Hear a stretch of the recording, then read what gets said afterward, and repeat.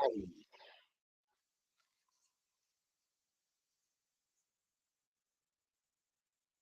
like with work and everything.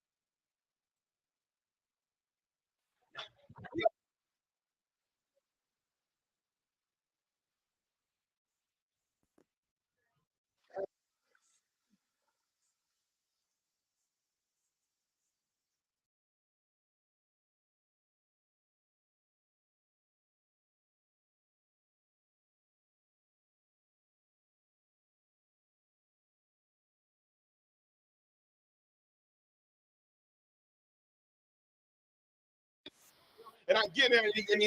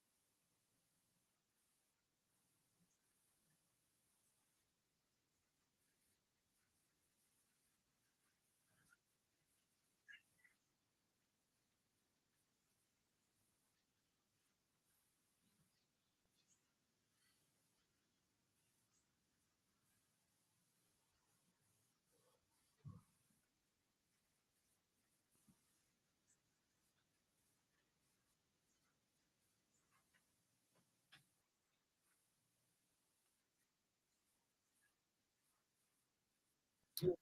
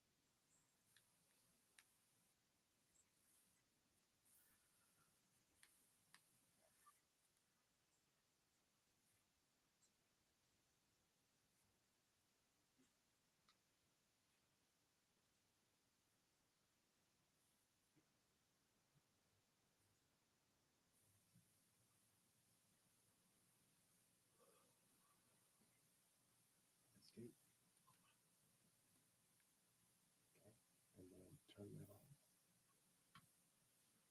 And turn your camera on.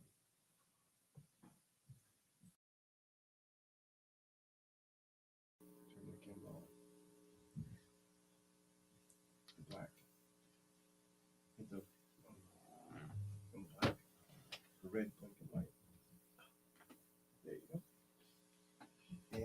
It's on. All right, y'all. Turn on all mics. 1, 2, 3, and 4. All of them are on. All right. So you should be able to hear us here in just a second. Go ahead and welcome everyone in. We got Gylan here on screen. All right, y'all. There we go. All right. So, Gylan, how you doing today? I'm good. You good? All right. If you want, you can switch that monitor so that they can see themselves up there. Just switch the direction up there. And switch on over to Brother Samuel.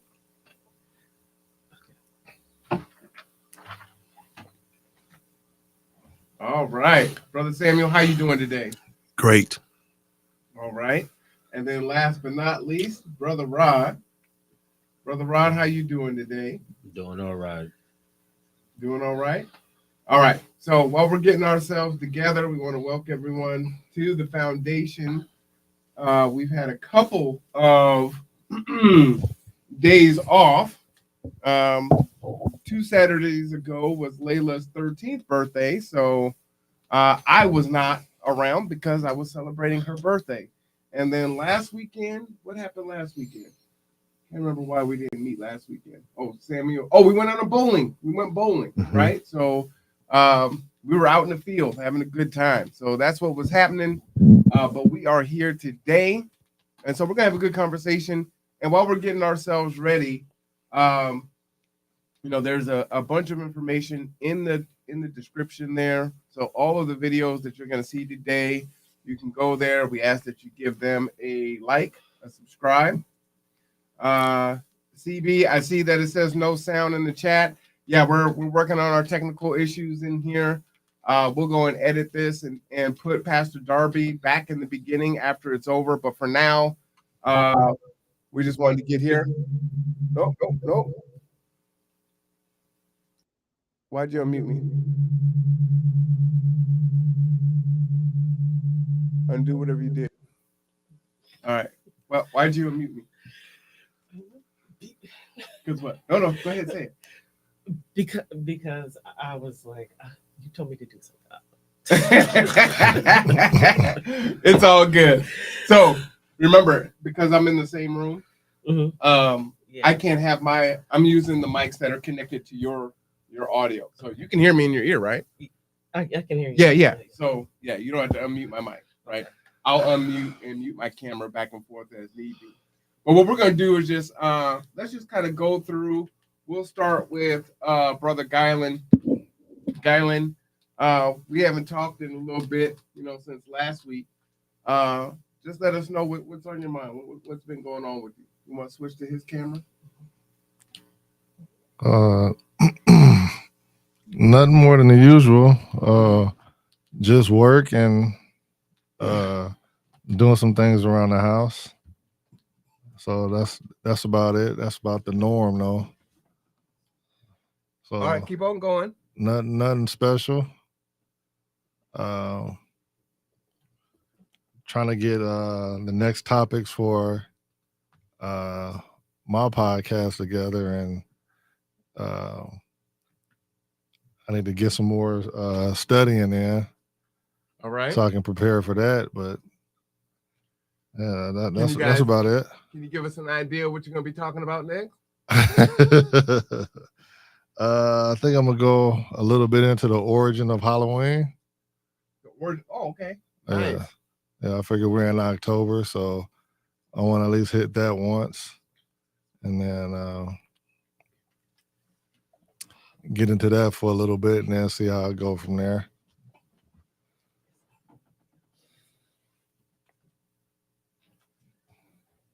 All right, and let's check in with Brother Samuel. Samuel, what's been going on with you this last week? Oh, just trying to better my faith, be a better parent. I have 2 children. One's 32 and one's 27. And just made an offer on a new home. So I'm trying to take care of that. At the same time, trying to help my daughter. She's also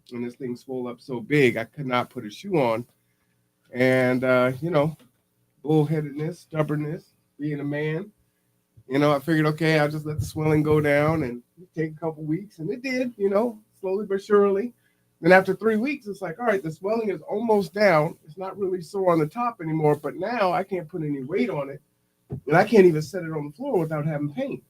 So it's like, man, maybe this thing is fractured or something else. Well, I should have went to the doctor. Lots of folks were telling me to go to the doctor. And so I got to the point where it's like, all right, doc, can you please send me a referral to go and get x-rays? And so he made me come see him, and then I got x-rays last Friday. It's not fractured, but said I need to wear a boot. Now, if I wore this boot a couple of weeks ago, my recovery might have been a lot faster.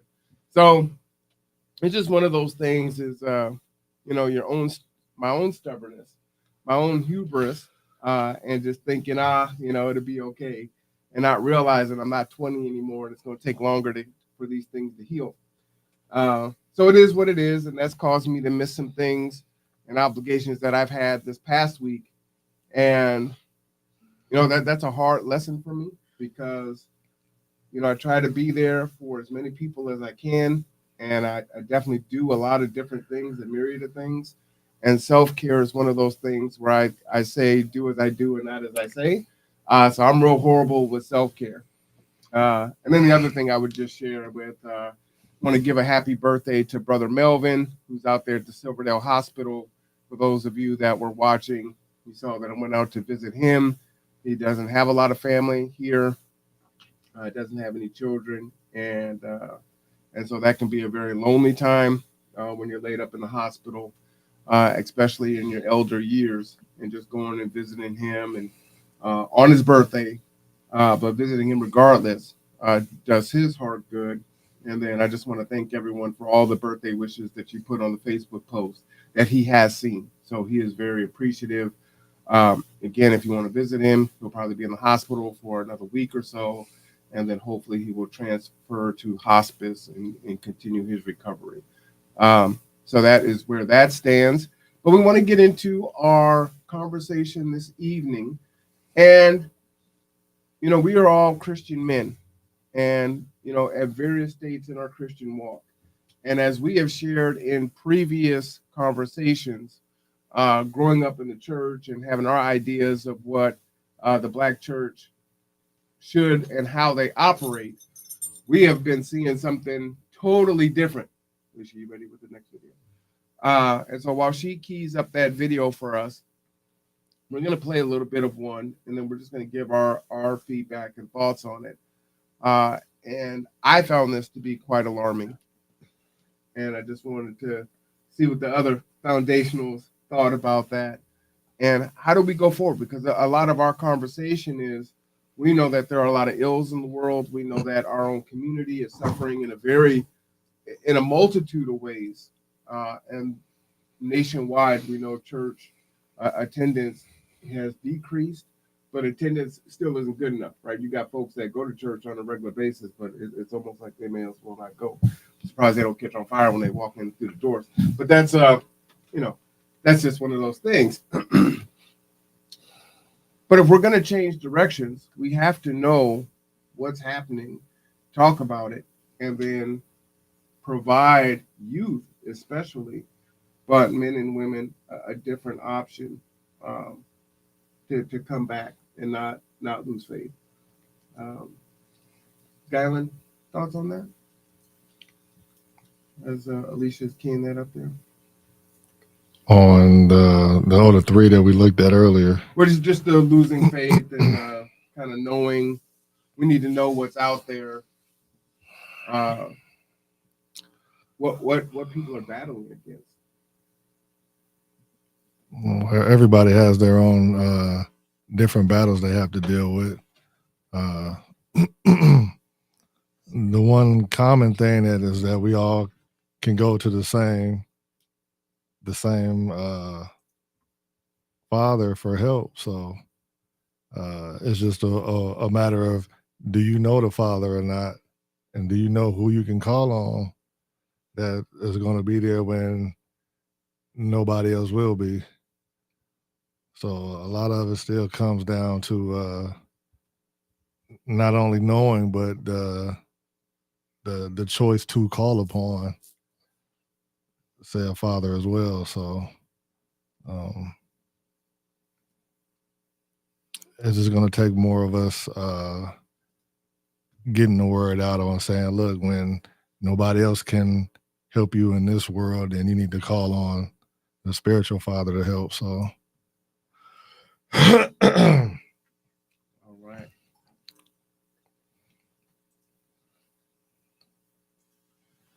All right, so let's go ahead and get our video up. So you can hit that plus sign there. And share screen.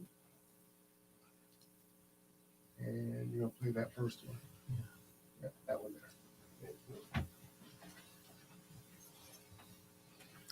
Close your chat. You can see. And you see the number 3 and up in the right hand corner. You do Mhm. on that.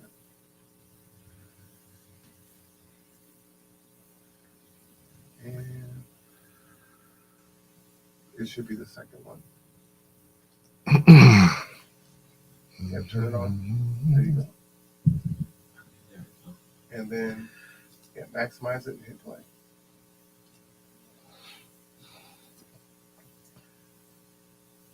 And turn the volume on. Correcting one of the biggest advocates for this within Christian circles. Oh, in Christian circles. Yes. Wow. Okay. Go ahead. I had a dude that came with his wife. His wife is the one that set up the meeting. She was like, you gotta tell my husband something. The dude wanted to also marry his wife's best friend. He was Okay. Oh man. Ain't that pretty pretentious? How do you know the best friend wants to be married to you, bud? Whoa. That's crazy. How do you? Yo. What if she's just friendly because she's the homegirl? She's just hanging out with her friend. He's like, I will take care of you, my friend. I'm in love with her. Huh? She's like, no, I want a single guy. I want to be the only person. Yeah. I'm like 99% of other women. Yeah. that wanna be- Nah, I'll take you in. You don't worry about a thing, darling. That is crazy. I didn't even think about the other side of it. Here's the worst. Or here's something worse. He's having an emotional affair with the best friend. They're already in Yeah. love. They're already crossing boundaries emotionally. Yeah, and he's trying to He's trying to clean it up. He's trying to polygamy his way into like a biblical, some weird extra biblical worldview. That's crazy. And that's probably more likely what's happening. I hope not. I hope neither of these things are happening. Yeah. This poor woman. Yeah. He's like, how do I profess love for somebody else Yeah. while also still making it sound like I love my wife? Yeah, shout out It's to like, you're not doing both of those, dummy. For sure. Shout out to CP the artist, OG resident in the house. He said 99% of men can't afford 2 wives, nor can they put up with 2 emotions. Not only can they not afford 2 wives, if the percentage of 1% of men who could afford 2 wives had 2 wives, do you understand that what that would do to the male population? It's already hard to find a wife. wrap. If then you know that the top 1% are scooping up all the wives because they got the means, got do 2 you of them. know that would cause revolution, bro? It's you, your wife, your kid in the backseat, and your other wife in the backseat. Bro, yes. Tinks, But I'm triple income, no kids. Maybe Bro. it's financial. listen. All right, y'all. We have to stop it for copyright. But let me get your feedback on this. This is a video of there are Christian leaders that are telling parishioners, congregates, that it is okay to be in polygamous and polyamorous relationships. What is your thought on that? This was alarming to me to hear. Who wants to weigh in first on that? So why are they doing it first? Why are they saying it's okay, or why are they being told? I think what this is this is another interpretation of the Bible.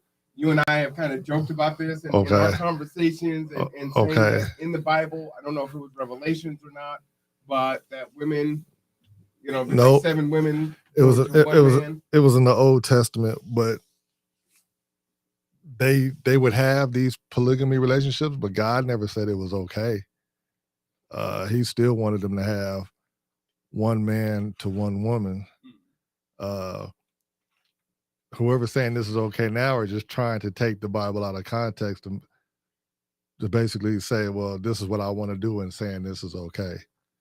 So you still you're trying to make the Bible say, yeah, it's good, that my sin is good.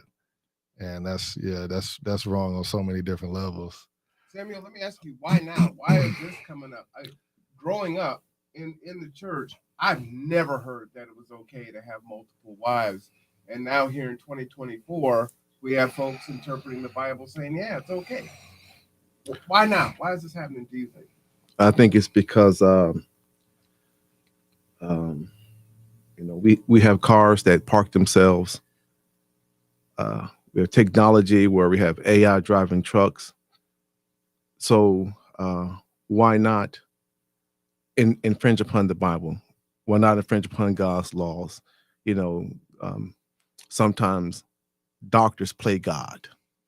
And I think sometimes in our society, we want to play God. We want to be God.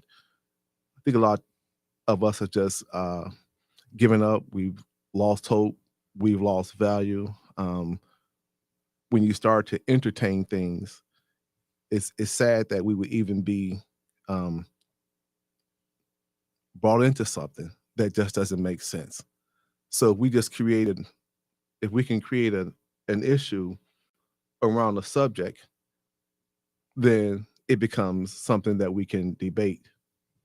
So I just think people today, they just want to do what they want to do. They want to have fun. They want to smoke, drink, party, club, whatever it is I want to do. I can justify it because I have Facebook followers. I have YouTube followers.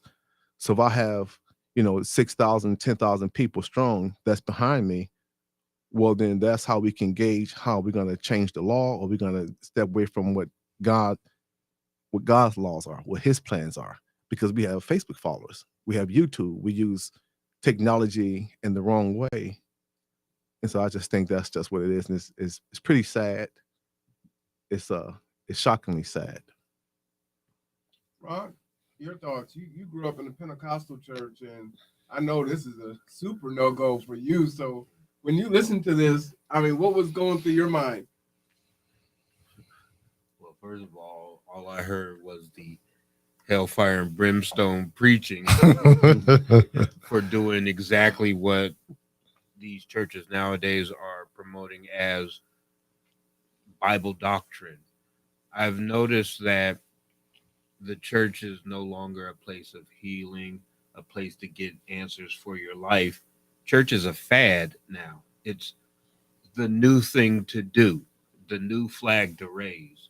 And within that, anyone can open a church and create their own rules. And you get enough people to believe in your interpretation of the book, then it becomes their holy doctrine. And this is why things like this video happen, because they're taking the God out of the church now.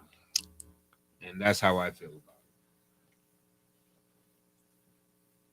it. All right. So go back to basically, I was just reading. So in Kings, all the kings of Israel were doing. That's what they were doing. Like where they have multiple wives, but it always got them in trouble having all these multiple wives, because those wives would lead them into idolatry, and so they would stop worshiping God and start worshiping their wives' gods, and so that it always got them into trouble. So from a societal standpoint, what could go wrong by embracing this? I mean, there's reasons why things are in the Bible. I could see a myriad of issues with a man having multiple wives, or the reverse, a woman having multiple husbands. I'll just say this for myself. I don't want to talk over no one, but when I was in the Army, my sergeant would always tell me, do what you can afford. If you can afford to do this and stand in judgment and stand before the Father, then do what you can afford. Do what you want to do. Do what you like. Embrace all the bad you want to embrace, but just do what you can afford. If you can afford to stand in that line and they open the book of life, if you can afford to do with this, then go do it. I think to your point, people don't really realize that they can't afford it, right? They don't truly know what the cost is, right? They're looking at the earthly fact that they can afford it, right? Or they make good money. There's not a lot of demands. They can juggle multiple partners, so they can afford it, right? But they're not looking at the spiritual cost to that. Guylan or Rod, you want to speak to that? Yeah, that actually makes sense, because I think if you are bold enough to preach a word against the Bible's teaching, you have no idea what the consequences for that is. You're so comfortable in that the consequences are almost non-existent to you. So you're going out there telling people it's okay to do this, it's okay to do that. And whether you know it or not, it being against the Bible, you're going to incur these consequences because you are speaking out of turn. So I think the boldness comes from the lack of consequence, or the sight of consequence. And Guylan, you and I talk often about ministers or preachers that lead their flock astray and what the Bible says about that. Can you touch on that a little bit? Because these are spiritual leaders that are telling people that this is okay. Well, they have the highest responsibility. So when it's their time for judgment, they're going to be judged. They're either going to be judged harsher. So either they're going to get, if they done what they were supposed to do, their rewards will be greater. But if they did what they wasn't supposed to be doing, then they're going to be judged harsher. And so their punishment will be greater, because that was the responsibility. If they were chosen to be a pastor or to lead a flock, then they were also responsible for that flock and not to lead that flock astray. I have a healthy fear on preaching the word, right? Like, Yeah. no, I'm not qualified. You ready for our next video? So again, that's Ruslan. Again, give him a like and a subscribe.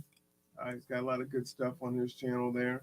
We're gonna play another video from Ruslan here, which is something that a lot of folks will resonate with, because it's all over our national news. You got to do just like you did before, so you got it. That's me. Turn me off. Okay, go.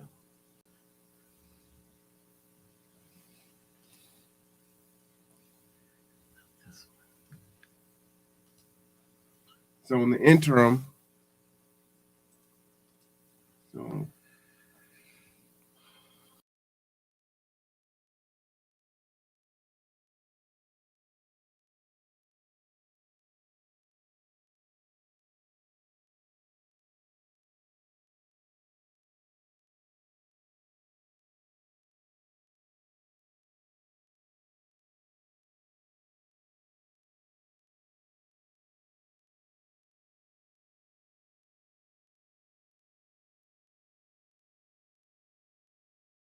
no.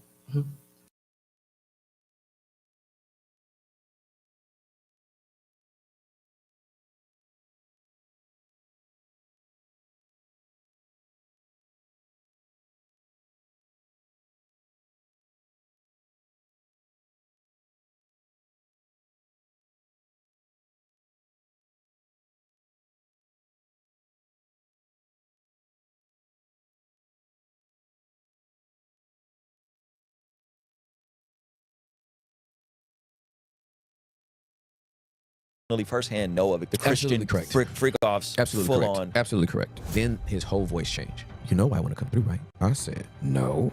He said, You know what's going to happen, though, Tim, is people are then going to start doing a mental Rolodex of the ministries you're affiliated with. I don't care. And start asking if it's this one or if it's that one. I don't care. Do you want to clear the air on saying, And then I get inside the service and I start looking around. I was like, yeah, no, these things. Like whatever the Illuminati is, there's a Christian version. But bottom line. so Illuminati is usually what? Like people cabal puppeteering. Yeah, but you know, not just behind the yeah. scenes. There's a running power the show. yeah, power struggle and the whole thing. But what keeps them in it, right? What gets people in it and keeps them in it is that we all got dirt on each other. Oof. Gosh, man, we all got dirt on each other. Sean Combs is not the originator of this play. He's not the first one to do it. I was talking to a guy earlier. He's going through a situation, and All right. So we just need to pause for like every 30 seconds or so for copyright. That is huge, right?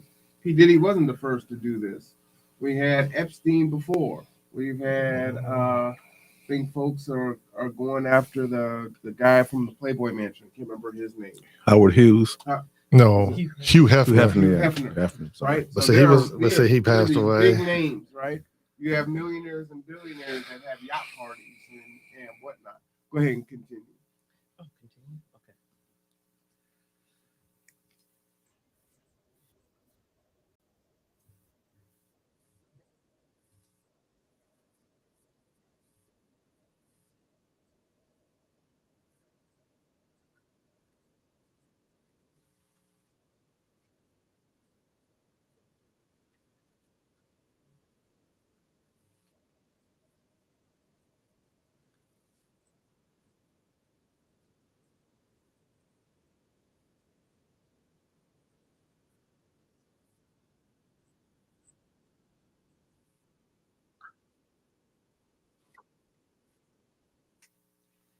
Yeah, go ahead and pause it. You got to rewind a little bit. It's not playing there. Okay.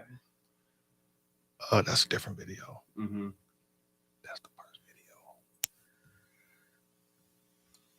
So you gotta find that video. Do you have it open twice? Oh. This one. Yeah, Whichever one you have open. that's the one. That's the one. Spirit, they produce the same type of fruit. Lord. Like it won't. You can get all four of us in here, and if we're really being led by the Spirit, we're going to produce the fruit of the Spirit, and then you're going to be able to like, oh, dude is nice and has self-control and kind and long-suffering. Okay, patient. Oh, okay, cool. All right. Well, then you see like a person that's a manipulator and a narcissist, and well, you can line up four of those, and you can say, what was your experience with this person? Oh, it was like this. And my leadership did me like this. My leader did the same thing. My leader did the same thing. My leader did the same thing. Well, they're being led by a Spirit too. Like Paul doesn't have a comprehensive list, but he does have a list where he's like, now the works of the flesh are these, right? But the fruit of the Spirit is this, right? And so you see these people, and that's what we were talking about before you reset. We see these people that nobody gets into ministry to like embarrass themselves and shame God, shame the church. Their wives. Okay. You pause it for a reason? Yeah, you Their said children, 30 seconds. their husbands, Okay, whatever the configuration is. And All right, go ahead, pause it. All right, thoughts on that piece? Just really quickly, like maybe 10, 15 seconds, Savior? These are still just men. Mhm. They're just men. And I think you have good cops, you have bad cops. You have good teachers, you have bad teachers. But the only difference is when you have a pastor that's preaching, you're expecting him to have a higher regard. It's like I work at a prison. If I was to harm an incarcerate, it'd be worse for me because I know better. Mhm. So these are still just men. So, Samuel, you say something that's kind of terrifying. If I am someone that doesn't know the Lord or is seeking the Lord or seeking something because my life just hasn't been working out and I'm ready to submit, someone leads me to a church, how do I have the power of discernment to know that I'm not being led down this path? Because this gentleman here is a leader. He preaches at different mega churches throughout the country, and he got led down this path when you hear the story. So, man. It's because people go to church all the time with no Bible. So what ends up happening is we have an overhead projector or a TV screen. So how do I know if what the pastor is saying lines up? So God left us a Bible, basic instructions before leaving earth. You have to look at the Bible. So when you're going to church, it's like anything. putting together a TV, fixing a microwave. There's going to be an instruction. There's going to be a manual to tell you how to do it. The Army is filled with manuals and TMs.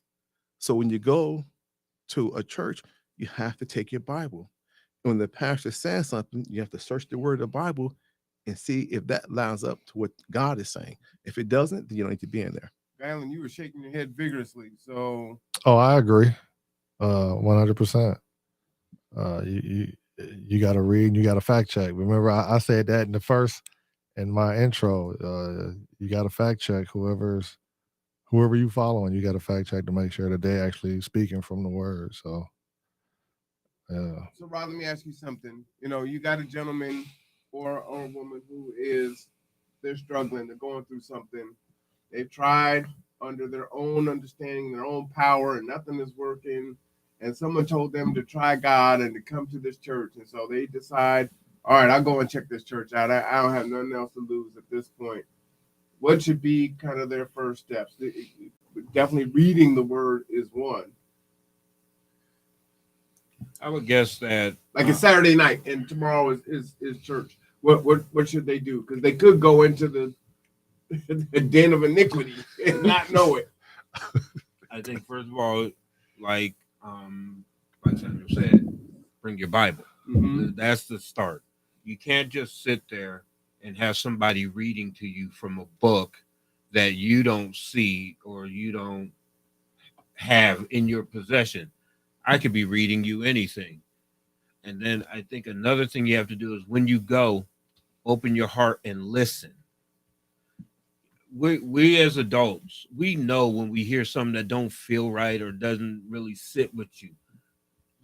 When you're dealing with your soul, when you're dealing with God, you feel. And if it don't feel right, it ain't right. That's all there is to it. But never be afraid to question. I think the problem is a lot of these pastors are put on way too high of a pedestal. And so if they say it, so it shall be. No, if you feel like there's something wrong, always question it. And then if you're not getting any answers, maybe that's not the place you're supposed to be at. So I put Bible Gateway in the chat. Many of us have smartphones. There's some access. If you can't go out and buy a Bible, it's Saturday night. You're going to go into a church Sunday morning. You can pull it up on your phone. You can go there. The King James Version, for those of you that have opened the Bible before, has the thous and thus and thises. That could be a little bit hard to comprehend, but there are some other Bibles that you can look at. They have pretty much every version of the Bible you want to read on there.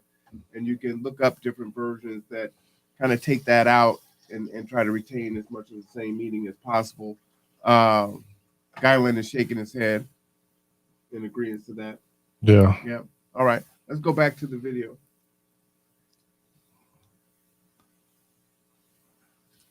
And then you can put images up. If there's a little bit of compromise, if the discipleship wasn't tight, and you're more into this person than you are anchored into Scripture and Jesus, then this person can turn you, and you will be doing it out of honor. You'll be doing it out of, I'm submitted to the house. I kind of felt away, but everybody else was doing it. And so I just thought it was normal. And so I just went with it. And I thought he did this with everybody. And before you know it, you in the spin cycle. Like, I don't think people are like setting their watches like, I'm about to fornicate and live the most lascivious lifestyle of all time. First of all, most people can't spell lascivious. Number one. Number two, this is not how it works. It's this subtle ebb and flow. It's the hug that lingers too long. It's the hey, I'm struggling with this. Like, oh, bro, you good, man. You good. We all got struggles. Someone's coming to confess sin, and they're being told that it's okay. And then that's kept in the back. And then you're receipt, desensitized more. And then you're invited into another room, right? There was the Diddy party. Then there was the Diddy party, right? Everybody's always making the distinction between, I was at the party. I wasn't at the freak off. Why? I just want to say here, don't take any cameras down. Just leave it how it is.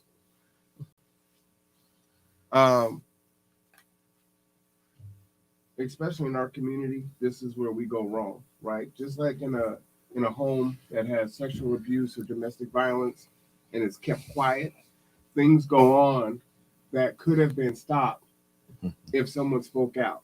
you know. So Samuel's going through something, and Samuel keeps it to himself, either through shame, he doesn't want to be kicked out, whatever that situation is.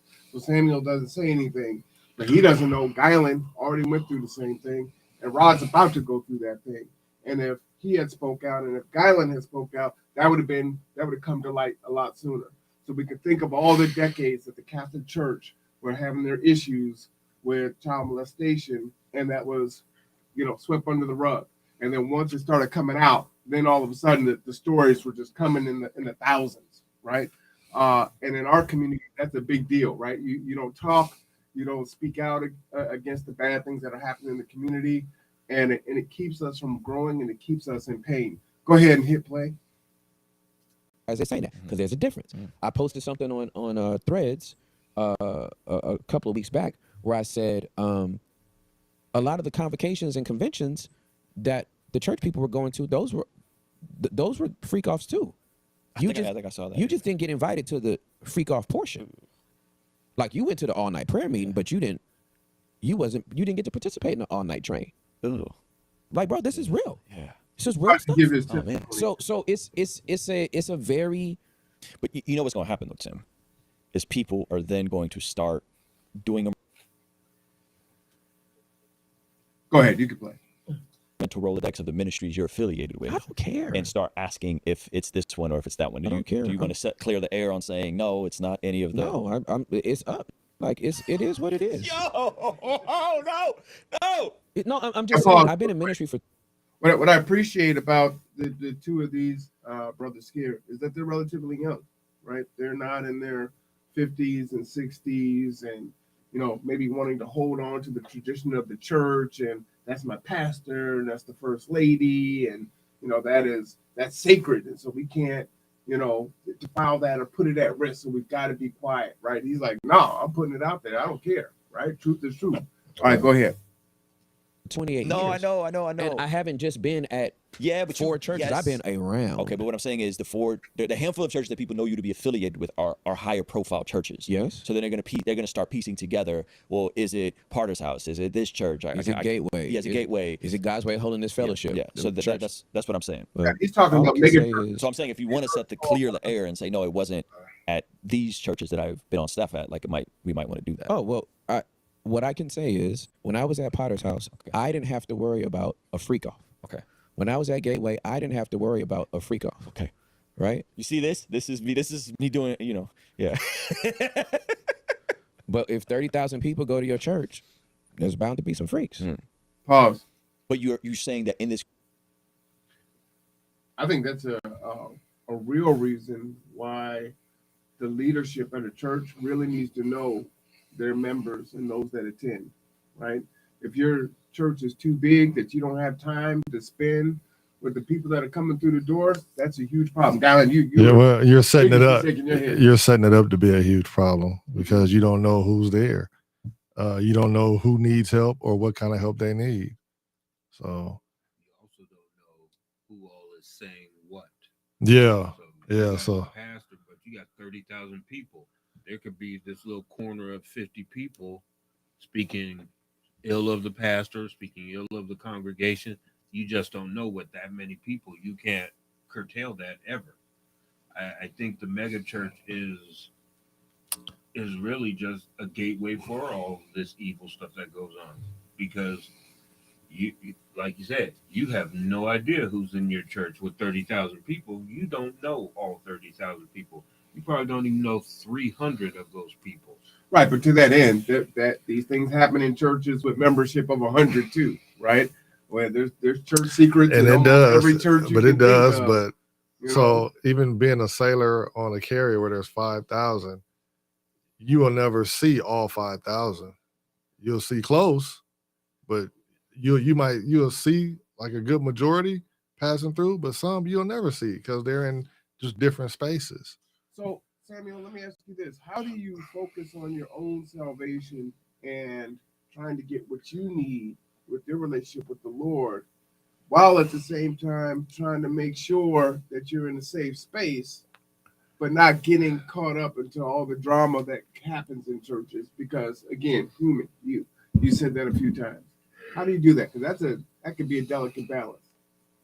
Uh, I can't speak for anyone else other than myself, but I have gone to certain churches, and I would watch the pastor speak and talk, and I would see how people responded to the pastor, and so I just became more and more focused on that because at a part of my life I wanted to preach the word, but I noticed that the more I would watch the pastor, in my own mindset, he saw that someone was hungry enough and younger that could take his job.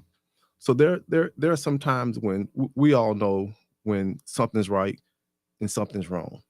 So when you go to church, you're going to read the word. If you have your Bible and you're reading the word and the pastor says something, if it doesn't mesh up with God's word, then you're supposed to leave. If you go to a restaurant and you notice that the cook is picking his nose, then you wouldn't even eat there. So people have to learn to understand we're all destinies are tied, but I'm coming here for myself. I can't come and save the world. I think that's where people I think going to church for a lot of people also it tells them that I'm doing something good. And we all have blinders sometimes. We see things and we don't say nothing. So it's just read the word, read God's word, see if it measures up with the church, all the niceties and all those things. That's just not religion. You know, when I was in my 20s and pretty much was like, yeah, I'm good. I'm not going to church. And I would have these conversations with my father, who was a Baptist minister. Mhm. And, you know, I would talk about the drama in the church and, you know, the things the pastor had done or is doing, and the deacons this, and the women of the church that, and whatever.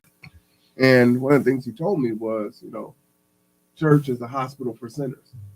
And I never looked at it like that, right? I just expected, well, if it's a church and everyone is there, they're all going to conduct themselves in a holy way, and they're going to be the best versions of themselves. But they're coming at different stages of having issues and working through issues, not working through issues, just coming, right? Just whatever. And so I was so caught up. And I guess that the message there is don't let others cause your own salvation to be lost, right? You're there for you. Mhm. Don't worry about what they're doing. You've got the word in hand. You go gain a greater understanding. And you do have the power of discernment, and you can pray for that also, right? Yeah. Lord, please help me.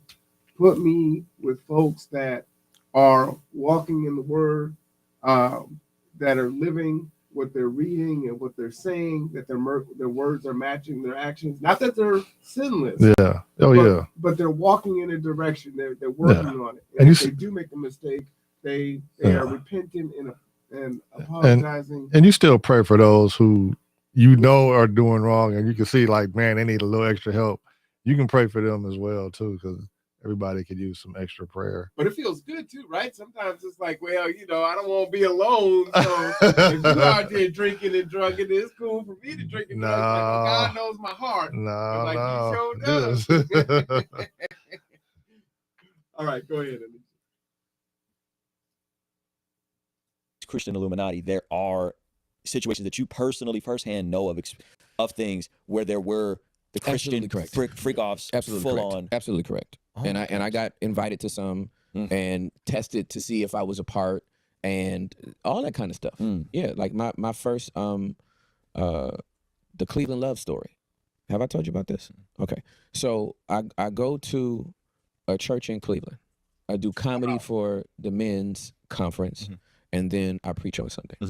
This is Saturday night. I'm in my hotel room chilling. I'm taking a nap. I get a call.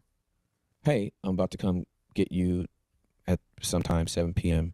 to take you to a restaurant, which is pretty normal. You're hosted by the church, whatever. It's 7 p.m. Okay. It might be 6:15. I'm like, absolutely, bro. 7 p.m. is fine. So then he says it again. Are you sure 7 p.m. is okay? I'm like, all right, I know I just woke up from a nap, but yes, I think I just made that clear. And he goes, is your wife with you? I said, no, man, it's just me. And another question, are you traveling with somebody, blah, blah, blah, blah. I wasn't. It's like, no, it's just me. He was like, okay, cool. So you cool if I come through at 7? Yes, bro. Like I'm like, yes. Mhm. Then his whole voice changed. Pause. You know I want to come through, right? I said, You got to pause because that's like dramatic, right?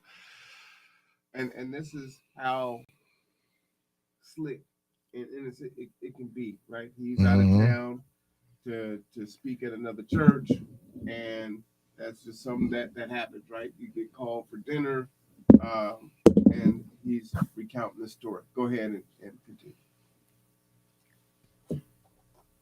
no. Excuse me? He said, well, I want to come through and give you some of this Cleveland love. Oh. Exactly. Bro, my whole body got nauseous. Oh, My whole body got I was so, this is my first encounter with this ever in life. So I'm like, no, thank you. That's what I said. I was so shocked. I just politely declined. No, thank you. And he said, oh man, you don't need nothing, not even a blow. oh, he was. I said, nah, dog, I'm good. Like the first one was like little kid, innocent, and then like, nah, I'm good, dog. Oh, I guess you must be getting out at home then with your wife or something. It's weird. And then he just hung up. Oh my gosh. And then nobody came to pick me up. So my heart rate elevates. First, like probably the first 90 seconds to 2 minutes, I'm nauseous. Like I feel like I need to throw up. Pause. Then because Rock, thoughts on that story. My thoughts on that story. Mm-hmm. I mean, this is a man of God speaking to somebody in that manner. I'm just like, I would not have even reacted like that if it happened to me. I'd have been a lot more angry about it. And I think it's because I place ministers in higher regard. And to have a minister call me and say some outlandish nonsense like that and mean it. And he knows he's married, Yeah. right? And you're plotting and you mean it. No, I couldn't even think. Yeah. Samuel, Dylan, y'all want to weigh in on that? No? It's scary to let you. It just lets you know how many of them out there are like that. So it's just scary to know, and you got to be. It's hard to vet because he said he didn't find out till later. Like, man, this whole church is bad. So, because he's just going out thinking that he's just invited to preach at these different churches. So, it's you really got to just be aware and just be careful. And he's had interactions, right? Yeah, What he's yeah. saying is, there's the party, then there's And the then- mini party. yeah, So, you will get tested. yeah, right? yeah. And so things on the surface So he, look just fine. yeah. And then you may be invited to something else. But he handled it well. You felt like he handled it well? He handled it well because your normal instinct is to get mad and angry and just be like, hey, and just start cursing people out. But he did it right. I'll just say this, I've worked in a male prison before.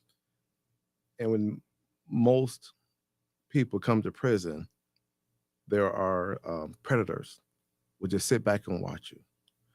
So really most predators, they're not going to come upon you unless they know a little bit about who you are and what I can do.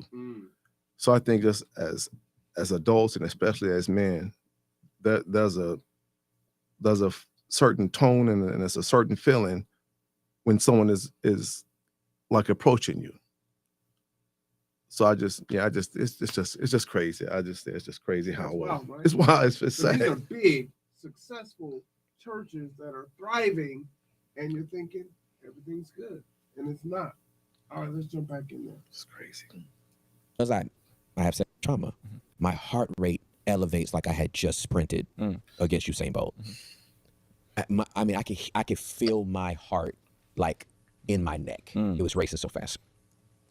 And I was like, my 8-year-old inside of my 20-something-year-old body was like, you should have invited this nigga over, and you could have took the steak knife that you had in your room service, and you could have killed him with it and threw him into Lake Erie. Because like now, like it was a crazy dysregulated That's heavy, man. situation. So I called my wife. I'm like, And then now look at the gambit of emotions he's going through, right? Your contemporary contemplating murder. If he had been there, what would have happened, right? So just another thing of trying to keep yourself in safe spaces. Go ahead. let me tell you what just happened. She's like disgusted and repulsed. And then I'm like, when I get to the church tomorrow, I got to tell the pastor. So I don't know what they doing out here. You know what I mean? Mm-hmm. So I get there and I'm like, hey, bro, this what happened. And I just need you to be on notice. Mm. And he's like, that foul spirit. Like, oh my God, I can't believe that happened. Mm. I'm so sorry. And then I get inside the service and I start looking around. I was like, yeah, nah, these niggas gay. Mm. Y'all tried to get me. Okay. Mm. Y'all tried to get me. And to the best of my knowledge, I think it was a test. It was like I got invited to this different state, different city to see if I was on the DL.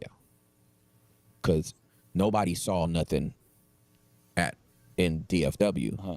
So it's like maybe he'll play if he's out of his home court or whatever. Because a lot of these dudes, they only married in the city that they live in. Oh my God. You know what I'm saying? The ring come off as soon as they get to Atlanta. The ring come off as soon as they get to Cali. The ring come off as soon as they get to Australia. The ring come off. You know what I'm saying? So Awesome. it's So I want to start with you, Kylan, on this one.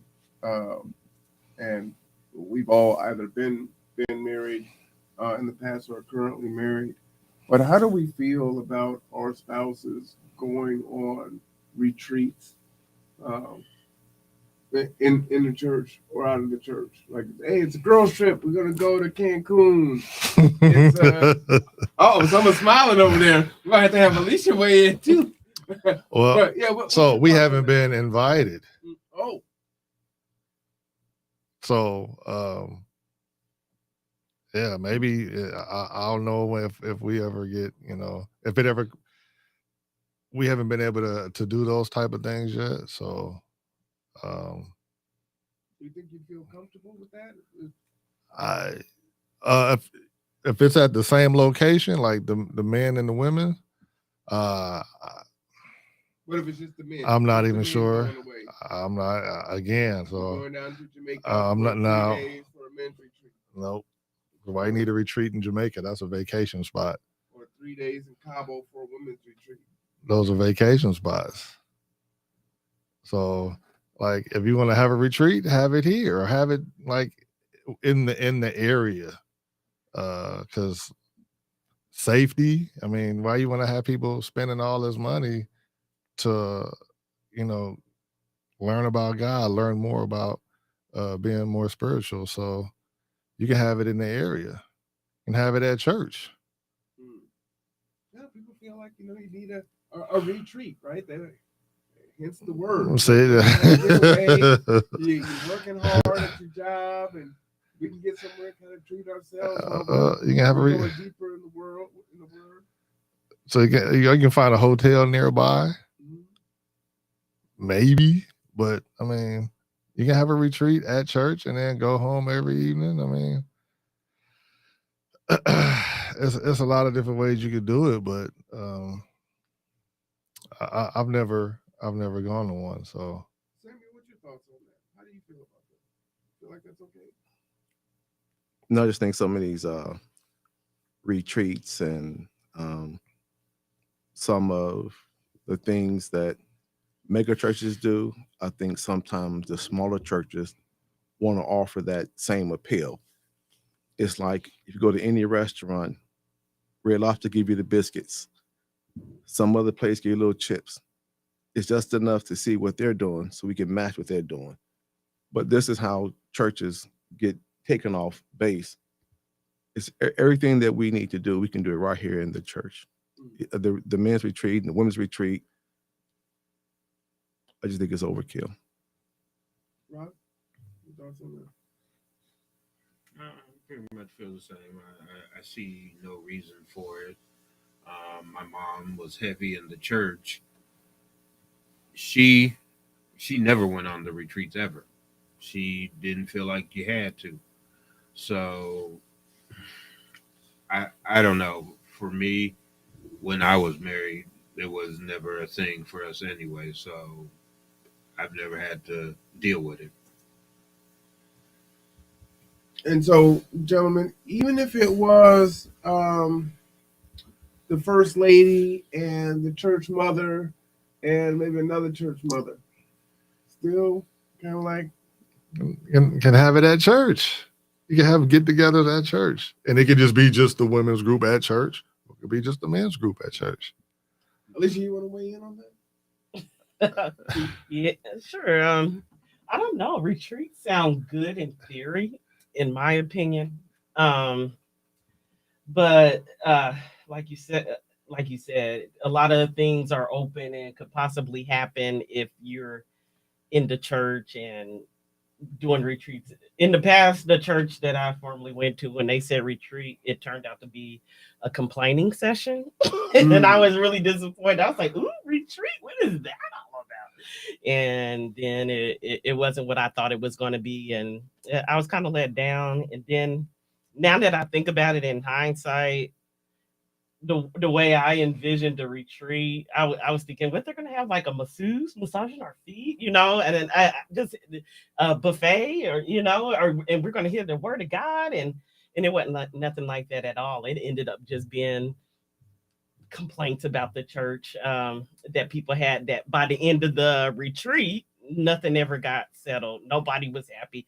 Tell you the truth, I think now that everything was aired out, people were more mad than anything. Wow. So there was no action plan to come back and no. How do we address these things? No, none of that had ever happened. And then there was one where there was actually a retreat that we went on the other side of the water, and that just turned out really bad. And something I really don't want to mention because it's not for me to mention. And I just thought, I don't think I'll ever do a retreat at church again. At that point, it was just not good. And now that y'all talk about it, I see where I went wrong. My expectations were way off base. I appreciate you weighing in on that. And as you cue up the next video for us, and then we kind of switch topics here to politics. I guess I'll go back to some things that Samuel was saying. If you're focused on the word and you don't need all the fluffy and the foo-foo frilly to add on to it, you stay there, you'd be all right, and it sounds good. In and of itself, a retreat's not a bad thing, but, you have different expectations, other things are happening, and I'm sure some of the retreats have been great. I know in Mount Zion, Seattle, I think they still do this, where they're taking folks to Africa, right? You can go on an African trip and things like that. It's not so much a retreat; it's more of just a way for people in the congregation to go and have these different experiences. And they're usually like big groups of folks that are going. But they tell you what the expectations are up front, right? Or I would assume, I never went. Oh, okay. I just got to go to vacation Bible study when I was a kid. That was like 2 weeks, which was good for us. But I never went on an African retreat. Sounds like fun, right? Go with a group of folks and learn and see things and whatnot.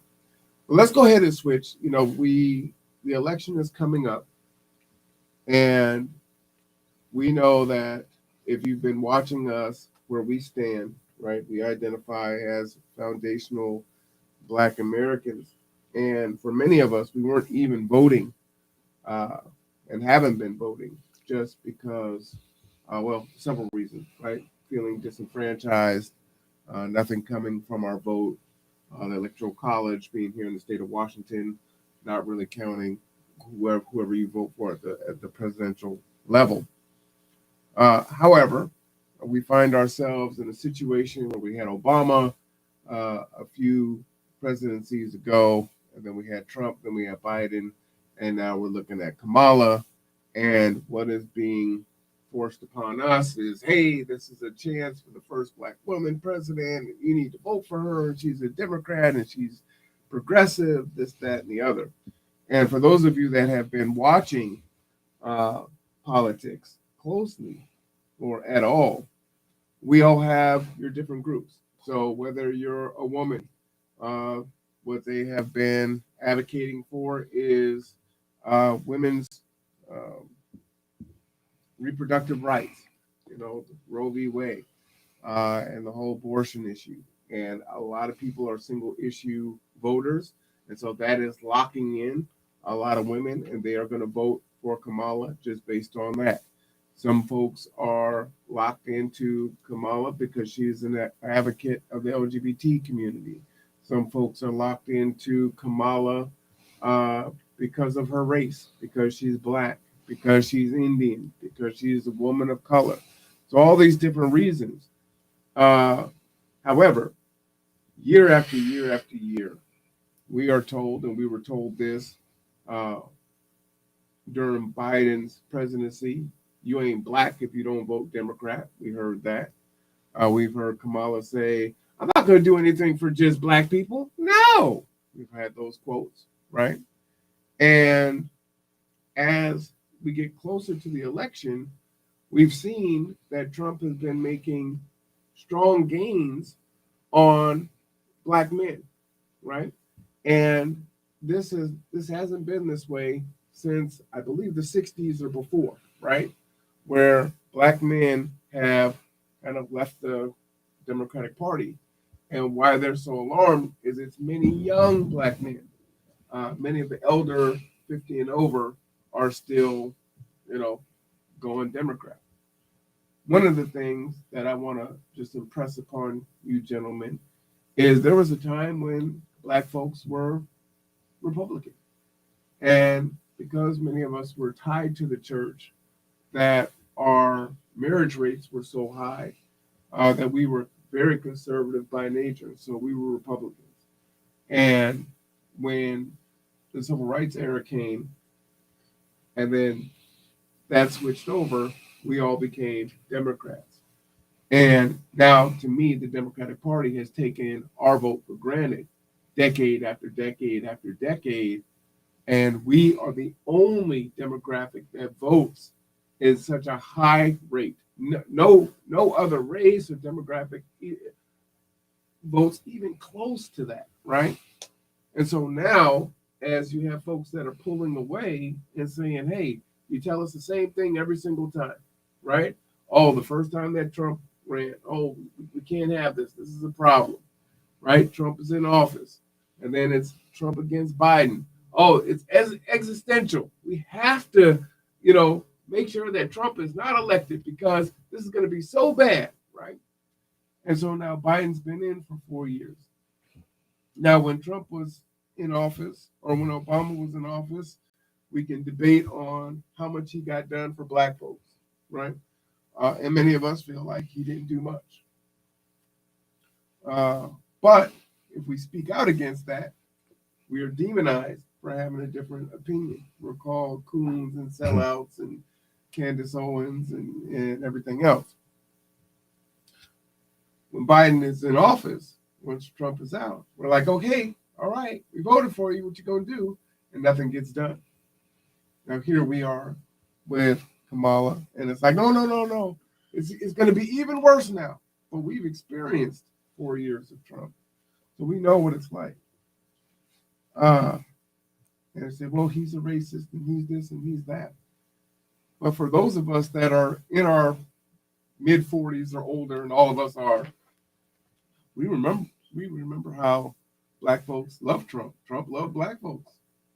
He had his pictures with Ali and Michael Jackson and everyone else, right? He's everywhere. He's in our rap videos. He's on The Fresh Prince of Bel-Air. He's on our TV shows. He's part of our lexicon, right? He's part of our culture.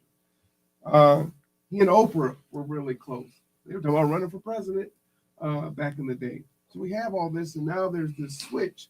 And again, we've had this experience, and we're told, hey, right now, you need to vote for this because this is what's so important. But we have been fighting for reparations and other things for the longest. One of the big issues, and I will share this data later, if you watched the city council meeting 2 weeks ago, there was a presentation that showed in our Growth Management Act, in the next 20 years, only 10% of Black folks here in Kitsap County are going to be homeowners. 11 to be exact, 11%. But for white folks, it'll be 50%. 11%. So we're talking about 2045, right? So how is it that we still find ourselves that way? How is it that we still find ourselves that way, right? Things are supposed to be getting better, but they're getting worse in almost every demographic that we can measure in the Black community. One of our big issues for foundational Black Americans is there hasn't been anything for reparations. There hasn't been anything. These politicians don't come to us and ask us questions about what are our needs from a Black male perspective, from a Black community perspective. And the things that we're able to talk about or support are things to help the collective, right? So they can help every other group, LGBT, they can help women, they can have an Asian hate bill, but then when it comes to us, they need to repeal affirmative action, which was targeted at Black Americans. And then they tell us that it's racist. And then we have folks that there was a grant for Black women and folks sued and that got repealed, right? The way to go about reparations is to do it based on lineage. But what is so offensive is every year at the same time, Democrats come to us and say, hey, we need your vote. You got to get out and vote. You ain't thought about us for 3.5 years. You haven't pushed anything. We haven't seen anything. We're falling further and further behind. You tell us that there's no money for reparations. You want to do another study? There's nothing else to study. The studies have been done. But then you can have folks that are coming and immigrating to this country, either legally or illegally, and the floodgates are open for resources for them. But we can't do anything for you. And it's offensive. So what Kamala has finally done is she put on her website and is starting to talk now about her plan for Black America, her plan for Black males. Now, Brother Phil Scott, one of my favorite people, please give him a subscribe, like, and share. He covers things that happen in the Black community, but also the diaspora. He's going to talk about what he has seen. Go ahead and play that video.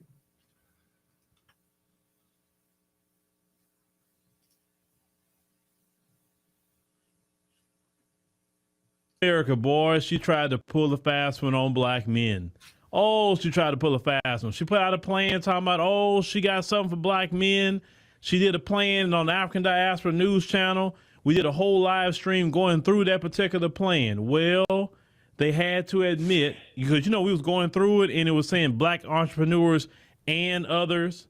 It was saying HBCUs and minority serving institutions, and kept saying others, minority, this, that, and the third. And we told you a long time ago, when you see them say others, minority, distressed communities, displaced, urban, that's always a finesse.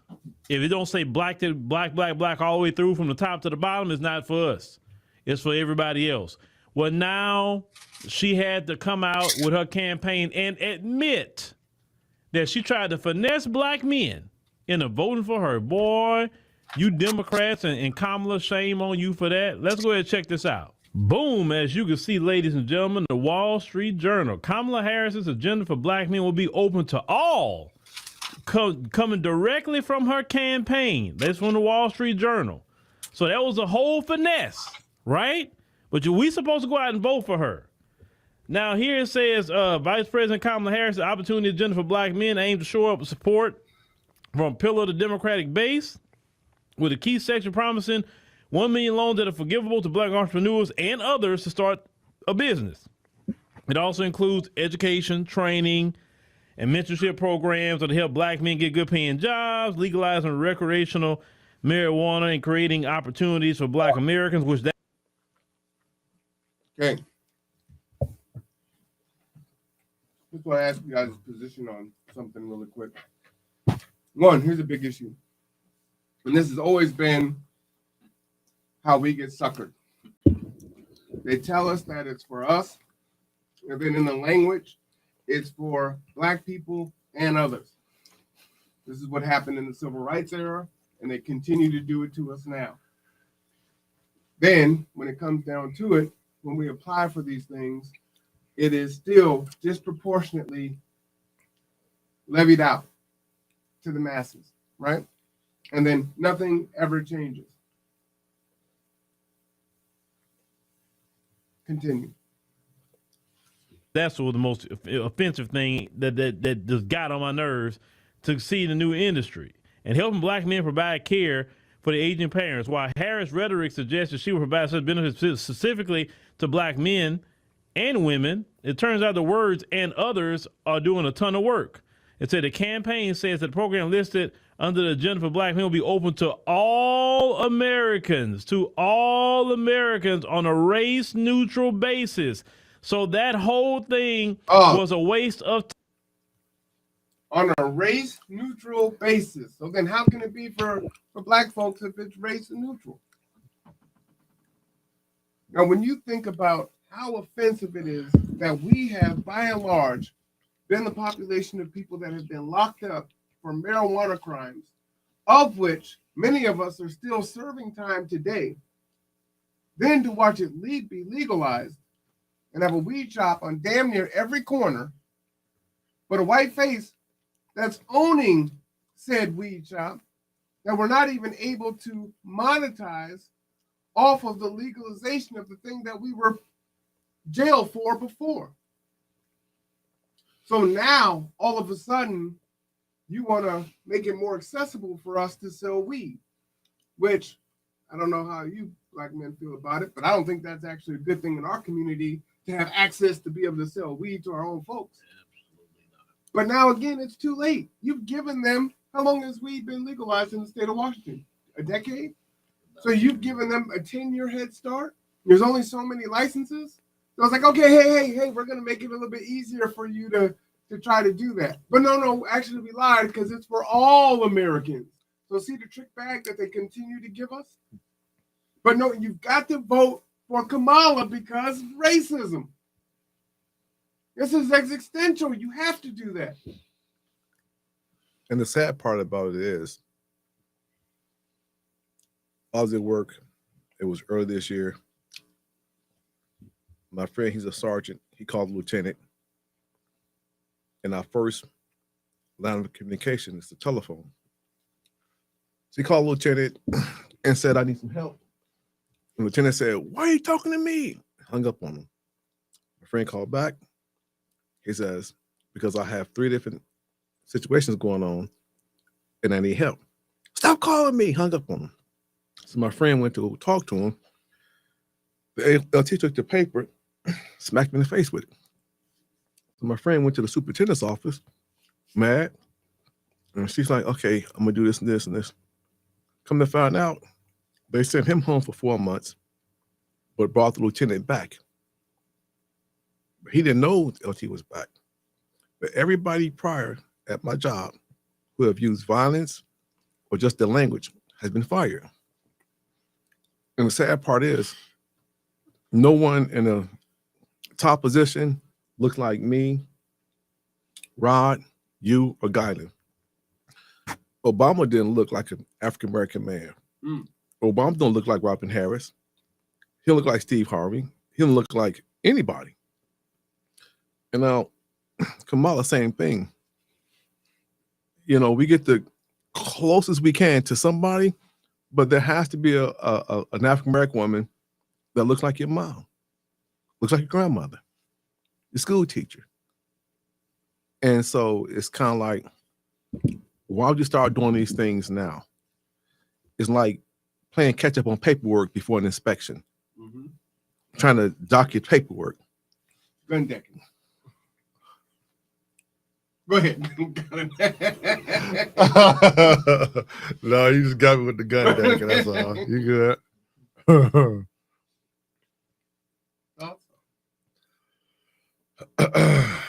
When you I'll say- start, I'm well- gonna say one thing, man. When I start coming here, I just become more aware of who I am. And when you become really aware of who you are, I still see that some of us, we're just too busy, just too tired, trying to raise kids, trying to, get that overtime to get that. We're just too busy. Well, let me ask you, white folks, LGBT, women, they just as busy, but somehow they prioritize it and they make space for it. You know what I'm saying? So how is it that they're able to do that? We are, with technology, as you talked about, right? We are at a time now where it's the easiest for humans, especially American humans, to live, right? With the technology that we have. We're not in the civil rights era. They're not putting the hoses on us. But we still struggling as a group. But why? Because I just told you. because of the choices that we made. So, like he said, but A white lieutenant smacks an African American man in the face. They send my friend home for 4 months. They bring the lieutenant back, put him in a different prison, try to hide him. That's why. That's why we're behind. I would say that's I agree with that, but I think that's just a small percentage, right? Because we live in the age of knowledge, so we know how people move, we know how these systems are set up. But now I feel like we're so wound up, they don't even have to. Whoever they is, don't even have to do anything anymore. So we'll destroy ourselves. we don't help each other as much as we should, or as much as other peoples do. Why? I don't know. It's a long history of that. So it might go back to slavery, but that's just how we are. That's even in the military. We'll tend to pick and choose who we help instead of saying, "Oh, okay, let me just help my brother, or let me help my sister." I've seen other cultures; they'll help anybody in their race. But we're taught to hate ourselves, right? I mean, Yeah. Willie Lynch. Ron? For me, it's That is. he says the age of knowledge, but we as a people, the knowledge that we glean doesn't help us. We want to know, our knowledge is, well, what are the best shoes this year? What chain should I wear? How can I make that money? We are not united, and we don't prioritize well. And this is why we're going to get left behind as a people, because we have been so trained to pick the Escalade over financial growth, or if I'm wearing the chain, that means I'm doing financially well. We just misplace and use the wrong knowledge, and that is not the knowledge we need to grow and get past everything. And even in the age of knowledge, we're just picking the wrong things. Yeah. I like coming here, but I don't like coming here. I like coming here, but then again, I don't, because he's right. Because when I'm speaking to like some cats from work, they're talking about, man, she got it, man, she thick. She got booty on her, man. And I was telling them, when the whites at our job, when they have get-togethers, they're putting their people in positions. They're showing them, hey, here are the answers. Here's what we're gonna move you to on this. And we're just, it's like, to me right now, it's just a very frustrating time when you see what's going on, you understand what's going on, but you don't have the resources or the manpower to fix it. We're very emotional people, and a lot of our responses come from our emotions. And then if I say something about your emotions, even to an African American woman, she goes sideways on you. And it's just a We have to be taught how to love each other again. That's it in a nutshell. That's definitely a deep conversation. So it is. Lisa, can you take a note on that? We need to have a show I on got how to learn how to love. it. So it starts out with so that was the first time, right? During the 70s. Everybody like I think it was James Brown had a song, I'm Black and I'm Proud. Everybody loved being black then. Everybody had afros. It was pride in who we were. Even though there was still struggle, it was kind of more of like, okay, we all struggling together. We need to find a way to get back to, getting rid of the self-hate. And in that, there's separation in there. And that's one of the reasons why it's important for us to stand as foundational Black Americans, right? And a lot of folks will try to shut us down and say that we're being divisive and, why are you separating yourself out from Haitian Americans or Jamaican Americans or South Africans or Ghanaian Americans, right? But they have communities, they have language, they have culture, right? Mm-hmm. And so they come over here and they say, hey, our melanin is the same, but our experience isn't the same. Our descendants came through chattel slavery through here. That wasn't your experience. Now you might be here, you may experience racism from the systems that are intact, but you weren't descended from chattel slavery here in America. So that's a big separation. So what Samuel was saying is, you have Obama. Obama is not a foundational Black American. Kamala Harris is not a foundational Black American. It's interesting when they were having the conversation on whether or not Kamala Harris was Black or not. And people were having this disingenuous conversation and saying to the Republican Party, oh, well, no, she's Black. Look at, the Republicans are being racist. It's like, no, there's a lot of Black Americans that are saying the exact same thing, but you can't have a nuanced conversation because they don't want you to have a nuanced conversation, right? Mm-hmm. So then they put it on the right, say it's a racist thing, or they put it on Black folks and say, well, you're being a sellout and you're being divisive, so you can't talk about these things. We all together, and this is what it is. But we know that, folks from the continent have the N word for us, which is a kata, right? We don't have a word like that for Africans. You know what I'm saying? Because they're also taught. Everybody has a word for us. Everybody got a word for us. And we're talking about foundational Black Americans. And so we have to stand and say, hey, where are we in positions of power? Not just the melanin, but where are Black Americans, foundational Black Americans in positions of power? And I do agree with Samuel that it is painful, right? Because we here are sitting here in small numbers, learning from each other. This is the proverbial iron sharpens iron. Everyone loves to use that, right? But this truly is what this is.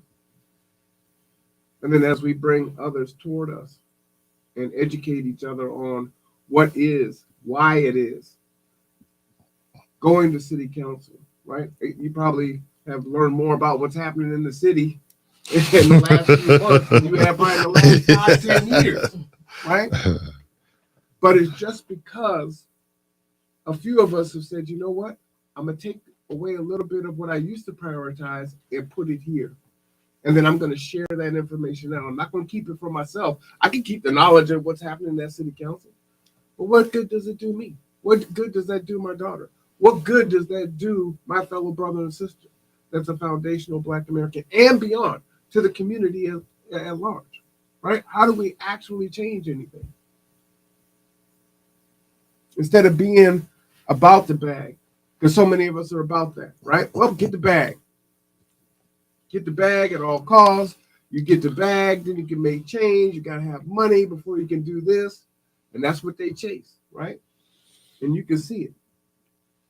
And they got the hand out begging from the people that they claim are trying to hold them back. or rubbing elbows, so they cool. Very frustrating when you hear things like, "Oh man, that white boy or that white girl, man, she more black than you are." How offensive is that? Have y'all ever heard that? Man, you down? You can come to the barbecue. What? I'll put it this way. I did a little test one time, and I had some young guys around me. And my partner, he was there. I told him we're going to just do a test, right? So everybody was talking, and my boy said, "How's your weekend?" I said, "Man, I went to the dollar store. I brought all my paper towels, my paper plates. I went to Walmart. I got my ass West Pass. I got my oven clean." These other young guys looking at me like, "Man, wait, man, they look like I was weird." So as I know, as I have gotten older, where my mind is, it's not where that mind is. But you need to be where my mind is. But how do I get you to that point without looking at me like, "Man, your dude's a weirdo, man. He's talking about S West Pass and dollar store shit, man. It's crazy." But I need to get your mind to where it is. And I have a son out here. He so caught up in friends and this and trying to be that guy that you're failing. And then it causes our relationship to fail.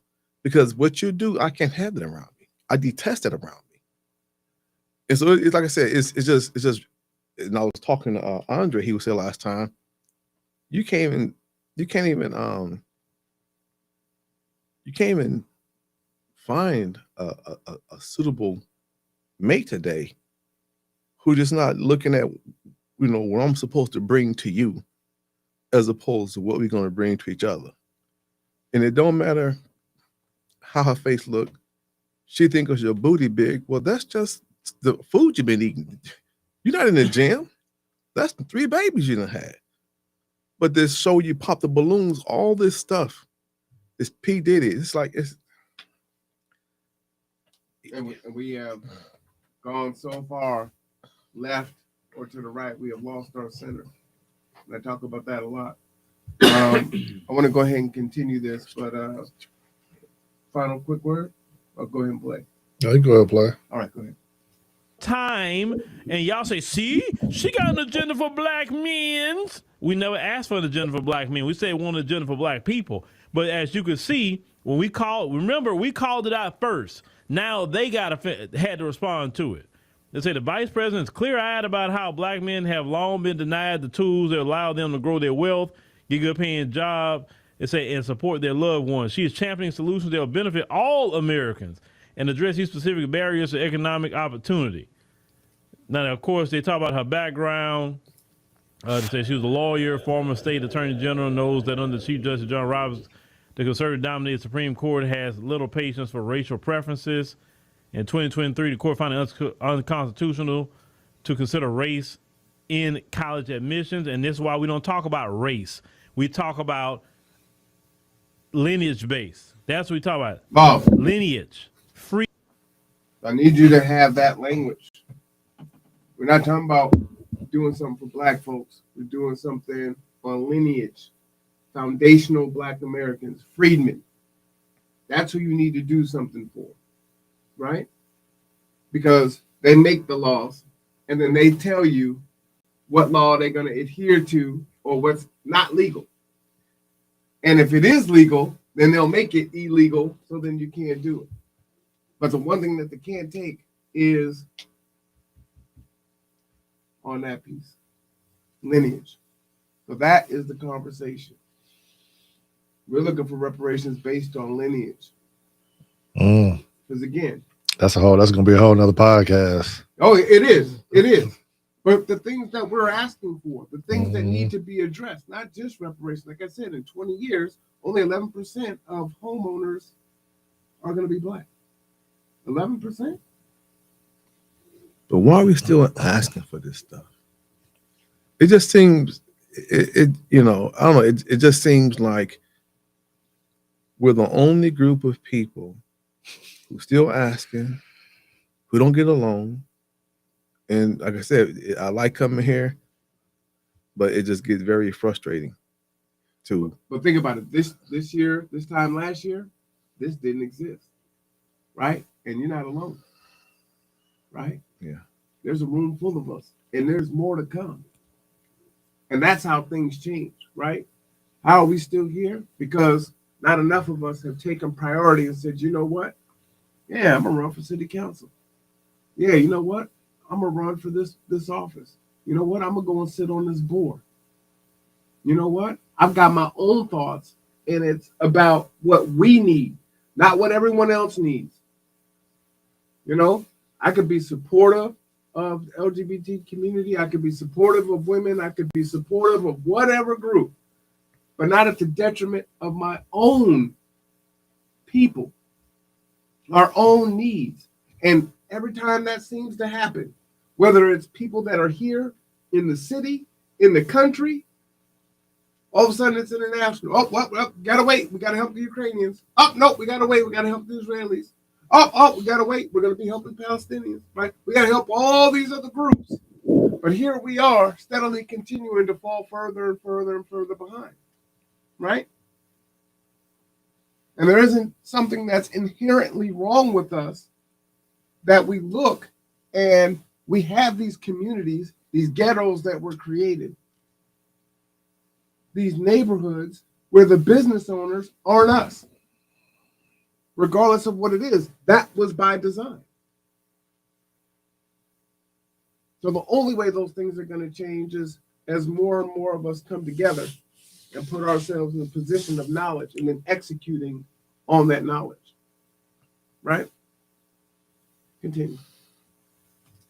Freedman. That is a federal classification for Black Americans. You can't go in there saying black. You got to say freedman. Okay, the term freedman is the best delineation term on any kind of paperwork. So if you want to do a, and here's a big one. When I interviewed folks that were running for representative earlier, and I asked the panel, how many of the debates that you've been on or any of the groups that you have spoken to have asked you about reparations? And all three of those candidates said 0. But you know, NAACP is one of those. None of them have talked to them about reparations. And none of them had reparations for foundational Black Americans as part of their platform.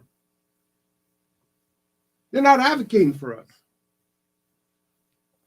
I was told by a representative, well, I'm waiting for someone else to, if they bring forth a bill, that's not my place, even though they got Black kids. So if someone brings something down and it looks good, then, I can get on board with it. And so we'll keep electing folks that, have our interest in other things. We have a very progressive mindset as a collective of Black folks, but we never get anything. It's a high tide rises all boats, right?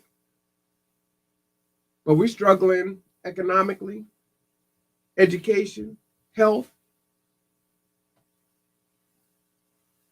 It's one of those things. I believe freedmen should have access to Social Security earlier, since we die 3 years earlier than everyone else in this country.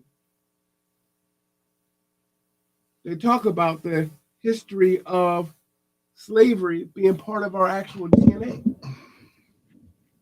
that they can trace that trauma. So we're paying into a system that most of us will never see $1 out of. So you do it on lineage. That's how you address these things. And if we're not hearing from our state representatives, if we're not hearing from our commissioners, if we're not hearing from our city council folks that they're advocating for foundational Black Americans based on lineage, then they're not for us. And the other things that they're talking about, they may sound good, but every other group can be a one-issue voter. Women can vote solely based on abortion rights. LGBT can vote solely on their rights. But we're the only ones that need to just get in line, play ball, vote how you've always been voting, wait your turn, it ain't coming, and we fall further and further behind.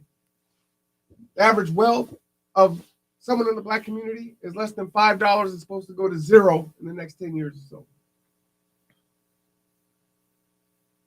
So how is that ever going to change?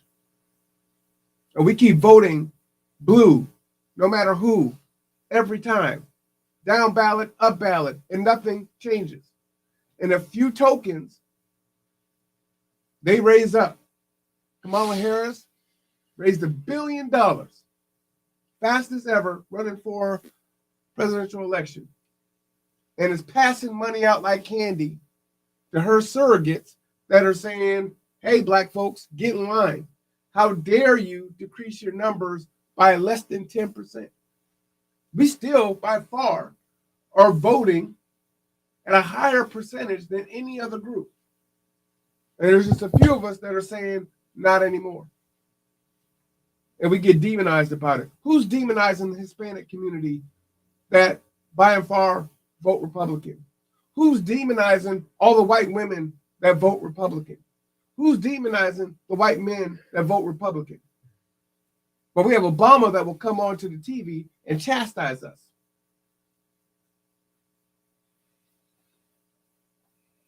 We're done with it.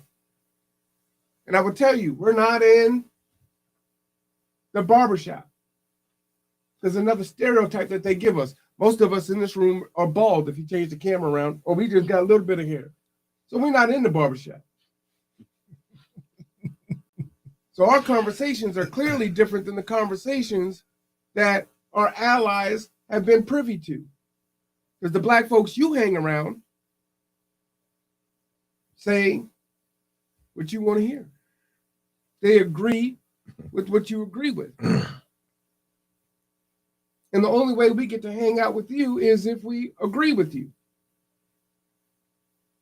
The difference is that some of us are in a position where we're not worried about our job, whether or not we agree with you or not isn't going to impact whether or not we're able to feed our families and pay our bills. But for too many Black folks, that's exactly the case. If they don't do that, they won't be able to make it, or they can't get ahead.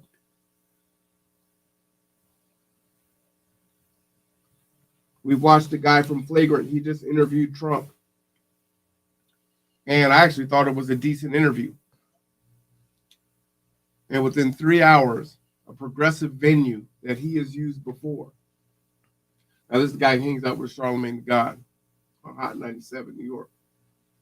They canceled the venue within 3 hours because he had Trump on his platform. And so we talk about the cancel culture from the right, but the left cancels just as bad, if not worse. We have T.I. and Dr. Michael Eric Dyson, who I have big issues with, who was actually here in town earlier this year. And then you see how they play, right? They say all the good words. They're soothsayers. They speak to our ears. You use all the big words and, oh, this one's a racist and this and that. Oh, he got him told. And then what did he get caught up doing? Texting with the Republican woman that's supposedly racist and this and that, and hugged up on her taking pictures and shooting a shot. Right? And then that stuff comes out. And it's interesting how we see Black Americans and allies that claim that Republicans are so bad, even though they're parts of their family, they married to them. They're so bad. It's existential that you vote blue no matter who. But they will cut a progressive or someone who has been on the left, a Black person, for not agreeing with them wholly. You're done. But they over with the right. We see this with Kamala. Who is she campaigning with right now? Dick Cheney's daughter? Liz Cheney? What's she the personification of the devil, right? Now you're campaigning with her? Wow. But we're the bad ones.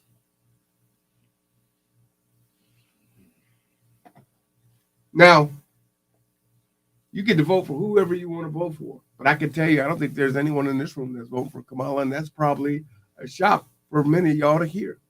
And we're not going to tell you who we're going to vote for. I'm going to tell you who I'm going to vote for.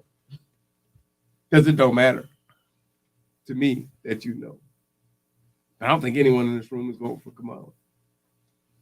I'm voting for Kamala. Are you voting for Kamala? So, you know what? I feel like I don't have enough information at this time to decide who I wanted to vote for. But I got some big issues with both parties, and then even though people say she don't do anything, I kind of looked it up, and she do a couple things. But one of my biggest issues in America is that they put two parties in front of you. We'll save that thought, because that's where we're going to end at. Yeah, that's where we're going to end at. So save that. Okay. Save that. Okay. Anyone want to jump in? All right, go ahead and play. A scholarship. If you want to do anything, but do it based on lineage, because it's not done on race, right? So they talk about your boy Edwin Bloom here, and it said Bloom promised to sue the Harris administration if it enacted what she seems to be promising. Racially exclusive programs like the ones she has proposed have been repeatedly struck down by the courts in the past year. Because, see, they know good and well about lineage-based things. Even though the Gender for Black Men programs be open to everyone, the Harris campaign insisting it isn't misleading the target audience. The vice president assembled the ideas after hearing powerful stories from Black men about the biggest hurdles that still make it too difficult for them to get in their business off the ground. The campaign handout says. Now, they say some proposals sure to benefit the target group, such as increasing federal efforts to combat sickle cell disease. It said, according to the National Institutes of Health, 90% of those afflicted are Black. It said, but the Harris campaign acknowledges that the Gender for Black Men is intended more. And then we're going to go ahead and cue up the next video. Again, why are they talking about doing these things now? She's been in office for 3.5 years. You couldn't have done anything for sickle cell or prostate cancer or high blood pressure in the 3.5 years you've been here. Obama couldn't have done that. Well, maybe this time we'll do it. I think they're doing what they really want to do already. What's that? Nothing. Nothing. That's just what it is. Which could be why they, one, don't do anything. Then when they do it based on race, knowing that the lawsuits are going to come and it's going to be done. From the way that I understand it, this whole thing with women's reproductive rights and access to abortion, if they put it on federal land, then that would stop the issue altogether. The feds could just do it, set up the abortion clinics on federal land, and it wouldn't matter what the states did. So why don't Democrats do that if that's the case?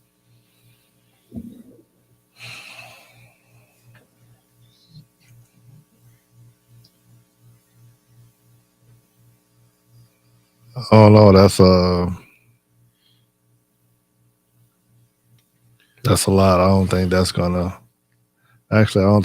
solve the issue, but because in the end, people are still going to do what they want to do. Because people are going to different states now, trying to find somewhere where they can still have the abortion. So right, but if you put it on federal land in all 50 states, then they wouldn't have to travel out of state to get it. The feds own land everywhere. Yeah. The thing is, if people understand what it means to create a child, now that's a whole different thing, right? You have to understand what bringing a child into this world. That's go ahead. We going there. That's the thing. So either bringing one in this world or preventing one from coming in the world. Ooh. So that's where the problem really lies. So if we're not going to deal with that problem, then the consequences shall come, and that will be a fact that everybody has to deal with. And they have, right? In our community, what is it, 70 million? Mm-hmm. Since the 70s, somewhere in there, 40 to 40 to 70 million. I can't remember what the number was.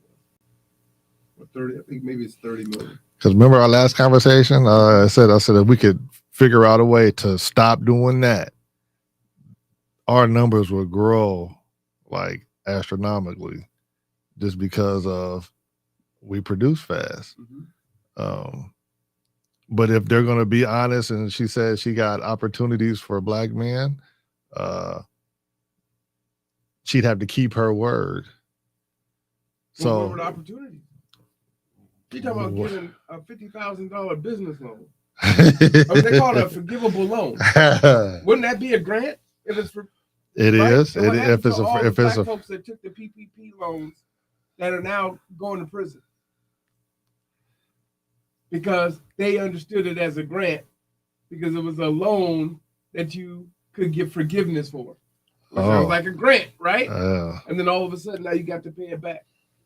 And then again, she's talking about $20,000 for a website. Oh, if you just make a website, you're gonna be good with your 20 grand. These things are jokes. $25,000 for a down payment to buy a house. Okay, so if that's your 10% down, most people need 20%. That means you got to save up for the rest. But folks are already struggling and ain't got it. They don't have the job or the career. So we need to be smarter with the little money we do have instead of being trying to be flashy and buying shoes and all the cars. We need to be saving our money But so all you of can us do aren't that. doing that. Some of us are. Some are. But most of us aren't. Right? There are a lot that are, but there's a lot that are not. Yeah. Right? That don't have anything. Yeah. Right? Cutting their medications in half. Yeah. You know? Living with their lights off. They don't have internet and they're not driving, they don't have a car, they don't have anything. Yes, you do have a percentage of those that mismanage their money, for sure.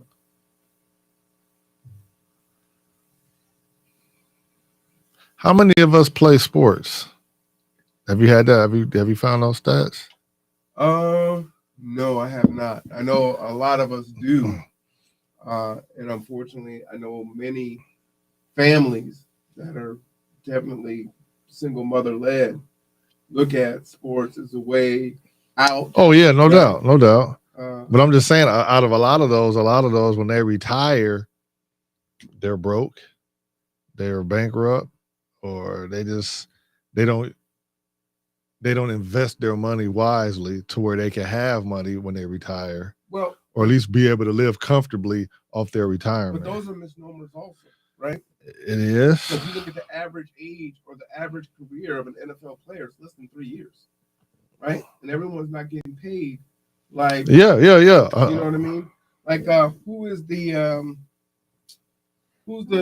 tall WNBA player right now? Who the tall one? Going against Caitlin Clark. I can't think of her name right now. But she's the one in the news all the time. Angel Reese. Angel Reese, thank you. So she was just on a podcast last week. See, the women, they don't make a lot of money I in don't know, but basketball. here's what I'm saying. Okay. That goes with the men too. I believe that a bench player is only making $100,000 a year. Okay. Right? She's making, I think she said 75,000 or whatever. Yeah. She couldn't pay for her New York apartment. Now it's $8,000 a month. She's living beyond her means.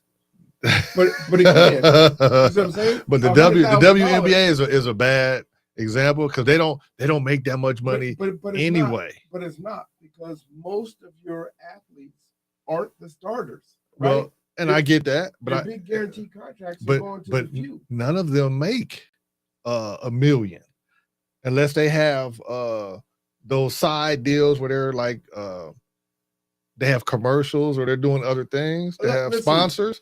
The average Echo, what is the average salary for the NFL? For the WNBA.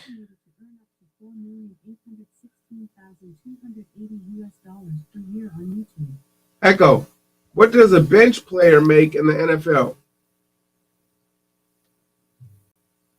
From Answers.com. So a bench player can make a minimum of $295,000 and a maximum whatever the team wants to pay that particular. So $295,000. Your average year or your average time, your length of time in the league is 3 years. So at best, they make $900,000 in 3 years, right? They're going to pay half of that in taxes, so they're only going to take $450,000 home. So after their 3 years, what do? You got $450,000. That's your typical NFL player. You follow what I'm saying? So your LeBrons, they're going to keep their wealth. Your Jordans, they keep their wealth. The Kobe's, they keep their wealth. They've got it. Or they might lose it in a divorce, right? Definitely. What you got? That, my friend, is where the problem lies. So, Right. So what I'm reading here is the average annual salary for the WNBA is $147,000. Now again, we're saying that's so there. If you're a bench starter, it's going to be even lower. You're not even cutting $100,000. Right. So the majority, if you're making more than this, you might be making 200, and that's if you have a sponsor, you'll make some more. If you have a sponsor. But in the NBA, if you go with the men, a lot of the men are making $1 million. If they're a starter. If they're a starter, you could be a 6 person. You can even come off the bench, but as long as you in like that first group of 8, okay. So 6 or if you were a popular player, okay, but 6 times 30 is still 180. Even if I double that and give you, but they're making like the men are making like millions.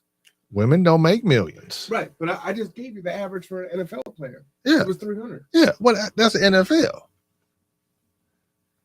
Okay. but again, we're still only talking about 400 men. Yeah. So 400 versus 13% of 400 million. Yeah. You see what I'm saying? Mm-hmm. 400 men ain't going to make that difference.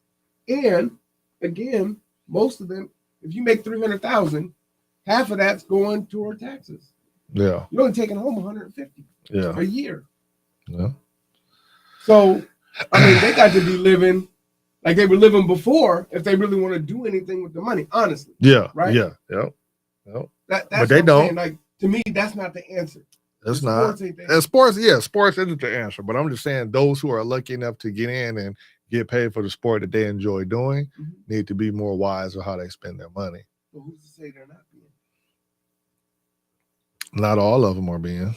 No, they're not. But when we talk about because and I only say that because that could be the start of some generational wealth. I'm just saying that's the start. So you got like the Michael Jordans, LeBron James. Yeah, they're gonna have generational wealth because they have so many millions that right, and they have their schools. Yeah, and whatnot. Yeah. So, but you know what's not talked about is how many of our athletes have their own nonprofits. Yeah, a lot of them do. A lot of them do. The black quarterback that just left here went to Denver. Russell Wilson. He had a foundation here. Yeah. Right? He had a foundation here. Yeah. And he was a starter. Most people didn't even know about it. Yeah. So but he did good with his money too though. But he was also he was also giving right. What I'm saying is many of these guys aren't even doing that. No, they are doing it. Yeah. We just don't hear about it. Yeah. What do we see in the news? Oh, the negative. We only see the negative. So you don't hear about that. The guy who played for the Bills 2 years ago that had that heart attack on the field. Remember that? Right? He had a nonprofit. Didn't no one know about it until he had the heart attack on the field. Because they don't talk about the good stuff that we do. So we're doing it. We just don't know about it. Right? And then even us, we'll tear ourselves down and say, well, we just drinking and buying chains and whatnot. When none of the four of us are doing that. That stuff looks so childish. With a 2-inch chain on your neck and all. It's just. I think what it does, it plays with someone's mind to just continue to look flashy and to look good and have something new and have the shoes and have this. But that's the image we get from the music videos. Right. And here's what's so insidious about that. Most of those dudes and women are renting the cars, renting the houses, renting the women, renting the men. All of it's rented. They don't even own it. But they're teaching us that that's what we're supposed to value and that's what we're supposed to shoot for. No. Right? And then we go for it. Some of us. Yes, some of us. But more of us have to say, what you doing? That's stupid. You throwing it away. The big one is the dude that had the diamond. Oh, sewn into yeah. his forehead. You remember that? That was a couple years ago. Like a couple $1 million Yeah. on his forehead. Some crazy stuff. Like, Right. why? But my point is just to say this, that there are a lot of Black athletes that do have nonprofits and foundations. They're not all helping directly Oh, the yeah. Black community. You Yeah. know, it might be Easter seals or, you know, whatever their issue is. Like if I had something for sarcoidosis, you know, it might be that. But many of them do have that. The problem is, hey, if you got $300,000 salary, that would be fantastic for me to have, right? But they're only taking home half of that. And then they got an agent, and then they got, you know what I'm saying? And so when they actually start breaking it down, it's a lot lower than what it is. You see it with the music artists too. They get into these bad contracts, right? And it's their way out. So it's like, we're going to give you a 360 deal, but we own you. And you got to do 5 and 6 albums. You got someone like Prince carving slave into his sideburns, you know, because he's being done dirty, but this is one of the greatest artists that ever lived, right? And even he's getting done dirty. Yeah. Well, right? That's one of the things. it's rough when you don't use your gift the way it was intended. But that's a whole nother thing, right? It is. And so a lot of other ethnicities and races of folks don't use their gifts correctly. That's true. And they are not. But again, I mean, so that whole thing is that's a whole different conversation. So, it is. That's a good one though. It's a good one. But you know what? It tees up for people to tune in, to listen more as we go deeper. Okay. Right? Yeah. That the conversation just doesn't stop with just, oh, it's just racism. Oh, it's just America. Oh, it's just, you know, Black folks making bad choices. Mm-hmm. It goes deeper. Goes a lot deeper than that. Yeah. Well. And Guided Truth is one of those places where we can go deeper. Let's play the other video and wrap. Ours is a fight for the future, and it is a fight for freedom. For freedom. Like the fundamental freedom of a woman to make decisions about her own body and not have her government tell her what to do.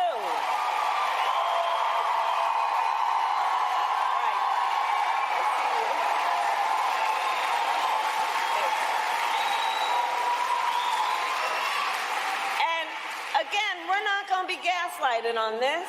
We remember Donald Trump hands. That's Rich being gaslit. Shout out to Anton.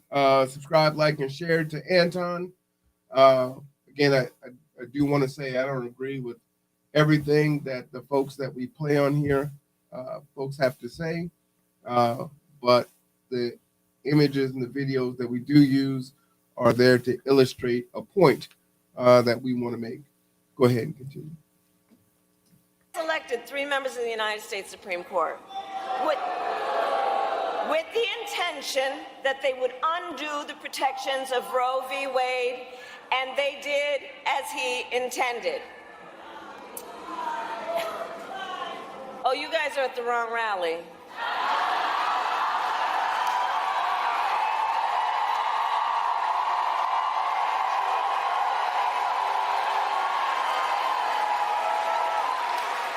No, I think you meant to go to the smaller one down the street.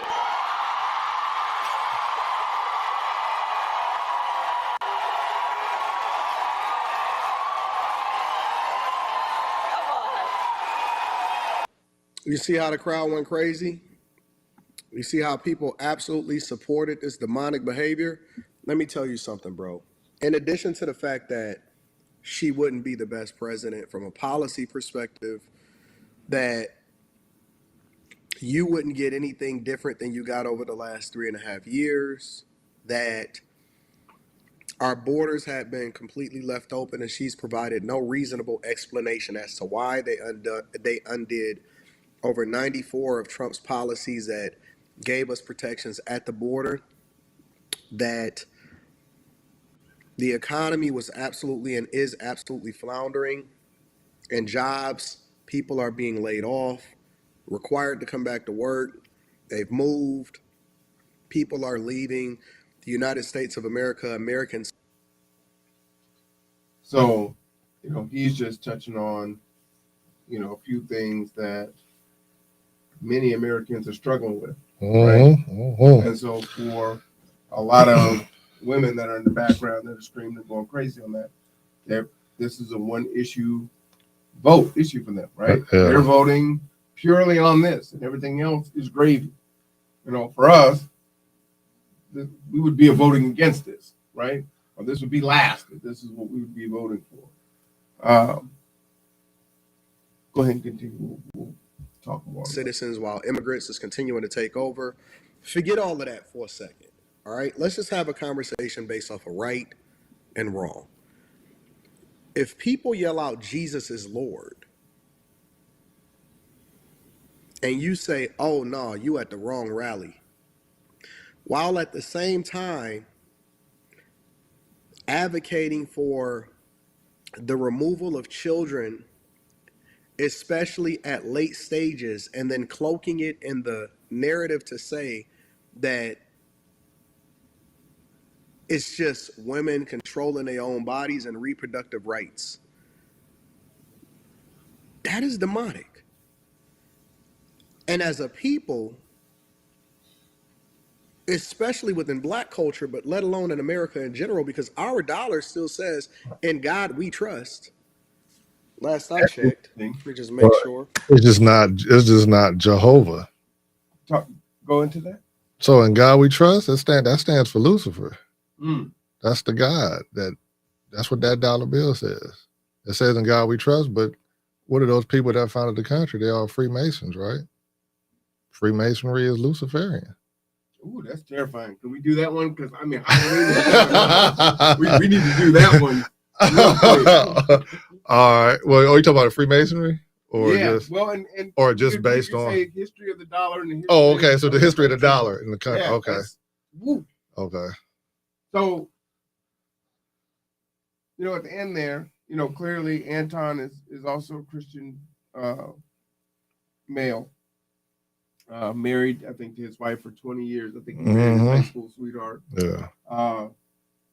I'll tell you, my stance is I'm against abortion. However, I would not vote to keep a woman from being able to make their choice. You got to answer for that. I'm not going to keep that from you. Yep. You know what I'm saying? That's fair. That's fair. So I don't agree with it, but that's for you to do, and it's not for me to stop you from being able to do.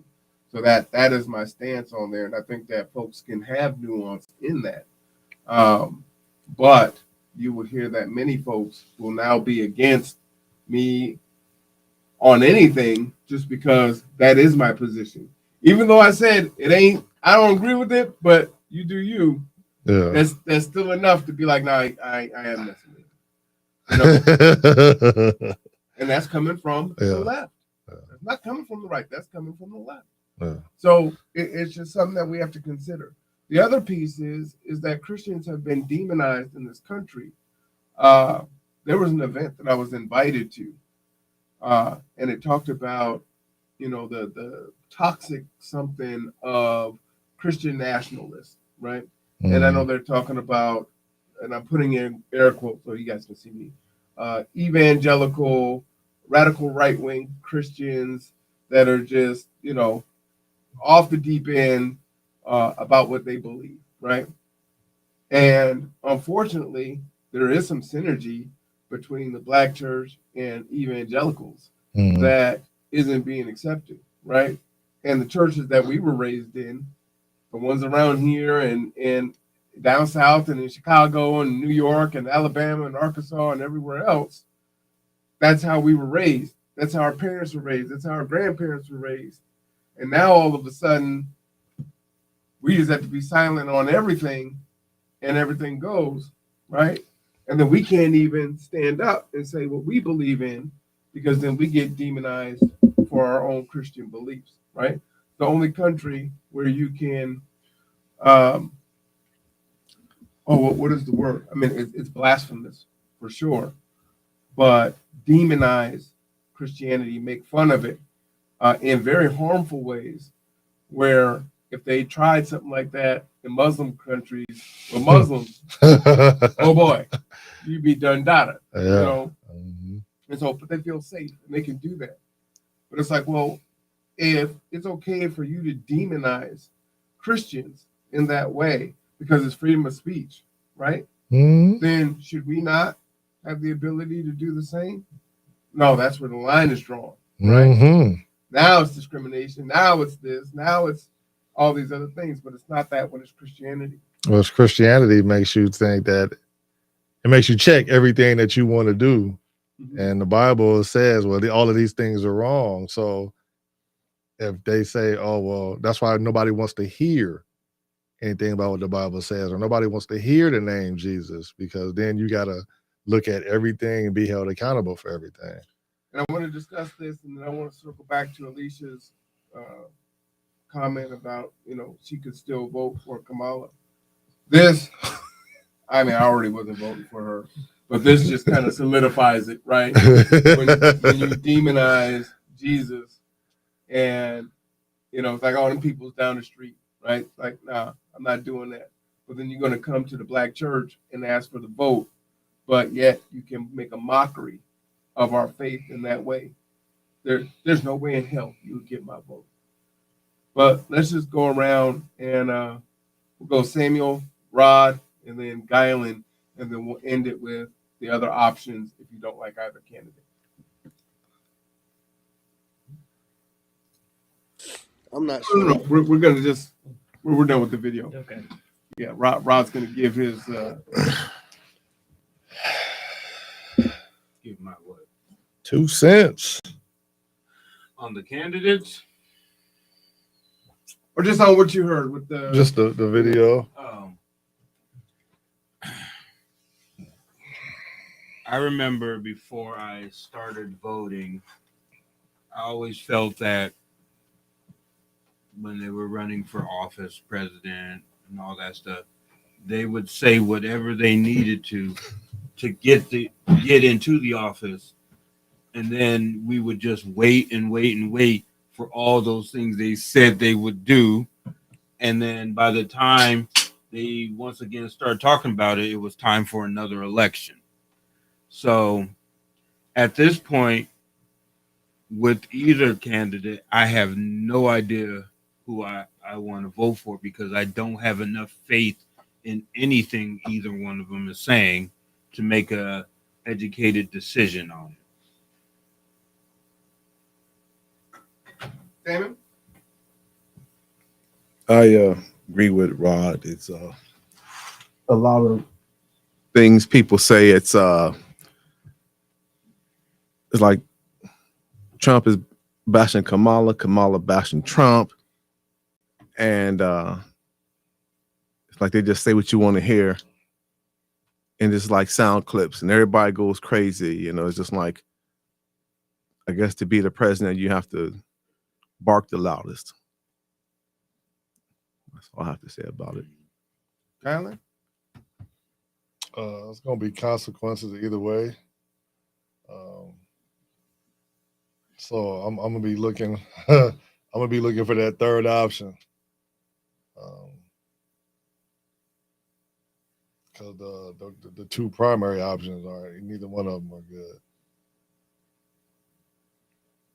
All right. Well, I'd say I would definitely agree with the sentiment that all three gentlemen shared. I'm a little more staunch in my belief that I'm not voting. I know that I'm not voting for Kamala. There's nothing that she could say or do to get me to change that, because we've had 4 years of Trump. We've had 3.5 years of Biden and Kamala. And, you know, they can try to lie to you and say the vice president doesn't do anything, but we know that that's a lie.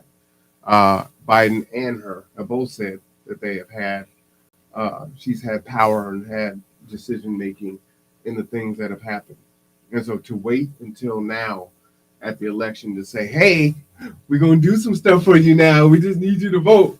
We watched what they did during hurricanes with FEMA, telling people to apply for $750, right? You send in luxury buses and planes to fly in immigrants into this country. Why didn't you send down the luxury buses to get everyone out from the hurricane zones before it hit? You knew days before it hit. You could have came in and drove everyone out and put them into hotels, but now FEMA is supposedly broke. You won't even take care of your own American citizens. So they've had 3.5 years to do that. We've had 8 years of Obama. We don't have Medicare for all. We don't have qualified immunity. We don't have, we're watching our wealth go to zero. We're seeing all these things continue where we get worse and worse and worse off, and have them tell us, well, you know, we got to have all these immigrants come into this country because, I mean, you don't want to do those jobs, right? So it's like, wait a minute, make this make sense for me. So we need cheap labor, which sounds like neo-slavery, right? We don't want to do the job, so we have to have immigrants come in and do the jobs that we don't want to do because they don't pay. At the same time, the big companies are outsourcing their businesses to Mexico and other countries because it's cheaper to produce the automobiles and the other products there. But how does that make sense if all the immigrants are coming from Mexico and other countries to get work, but then the companies are offshoring all the businesses because it's cheaper to do the work there? Who's doing the work there? They're offshoring it. They're all coming here. Make that make sense. There was a time in this country where Made in America meant something. Ooh. We are offshoring everything to China. China makes our prescriptions. So what happens if they start poisoning them? Or if they just make them less effective and put less of the medicine in them? What happens if we get into a war and we get cut off from those things? And now you don't have your diabetic medicine. Now you don't have your sarcoidosis medicine. Now you don't have your sickle cell medicine. What happens then? You don't have your heart medicine. You don't have your prostate cancer medicine. What happens when they cut that stuff off? So instead of building it and making it here, and we have folks that are in poverty, in the federal poverty line, when you come across that line, you are still in poverty. But they look at that line like, well, if you're making $15,000 a year, you're no longer in poverty. Says who? How you living on $15,000? Right? But this is what they tell us. So instead of training the American citizens that are here, so they're not on drugs and alcohol and homeless and trying to figure out or joining gangs because there's no opportunities and options, you train your own people. See, in other countries, they go and they get the education and they talk about a brain drain, right? Give us your best. So we'll take the best from India. We'll take the best from Ukraine. We'll take the scientists. We'll take the engineers, right? We'll take them into America. You can keep all the rest of them. We just want your greatest. But we won't even do that and cultivate our own people. And so we languish and we suffer generation after generation after generation, and nothing has changed. So no, they're two sides of a bad coin. And I'm tired of hearing, oh, it's a lesser of two evils. No, evil is evil. Just like Christmas every year, Halloween every year, Babylon is Valentine's falling. Day every year, all this stuff. It's just a joke. So what are the options? The third option. Multi-party. Independent. That's right. And we have two candidates out there, Dr. Cornel West, which is a black man, which no black people talk about. Now, Kamala's black, right? Many people are voting for her because she's the first black woman. Well, we got a black doctor, and no black folks talking about him.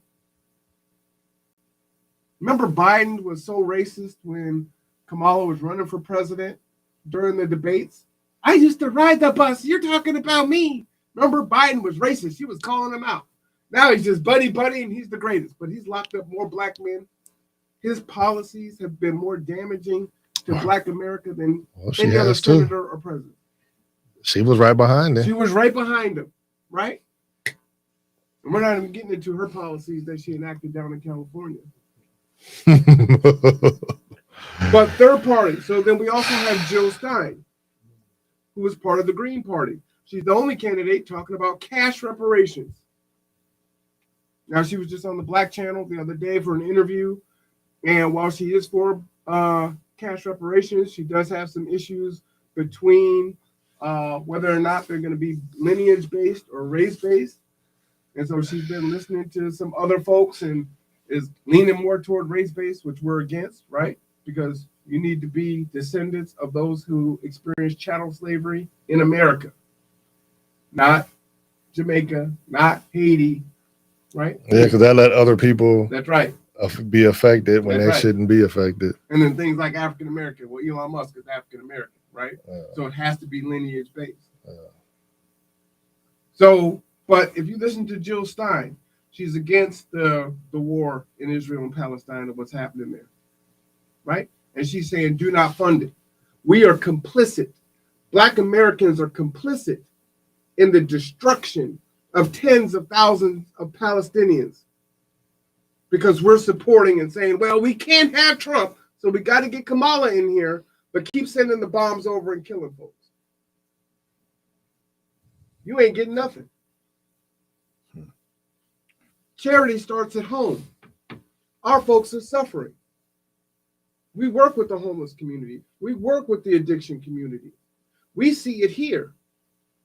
But if you go to Philadelphia, Kensington Avenue, if you go to California, if you go to Chicago, if you go pretty much anywhere down south, that's where you see all of our brothers and sisters that are homeless and suffering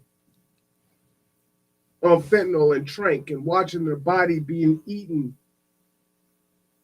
from these drugs in mass. And people here don't take it seriously because they only see one or two homeless Black folks up here. So it's like, there ain't no Black homeless problem here. But there is. And we're often the last ones to get services. Yeah, I could tell the horror stories.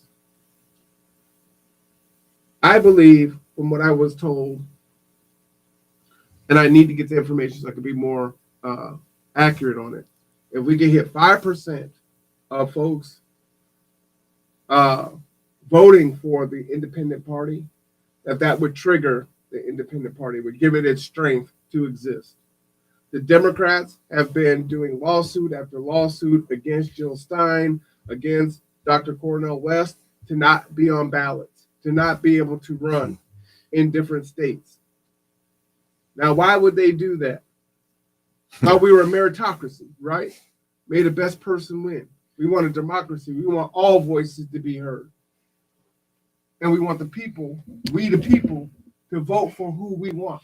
But if you stifle that choice, then that's not democracy. Now, the Republicans do the same thing, but the Democrats, AOC, and others that are progressive are actively trying to destroy third-party candidates.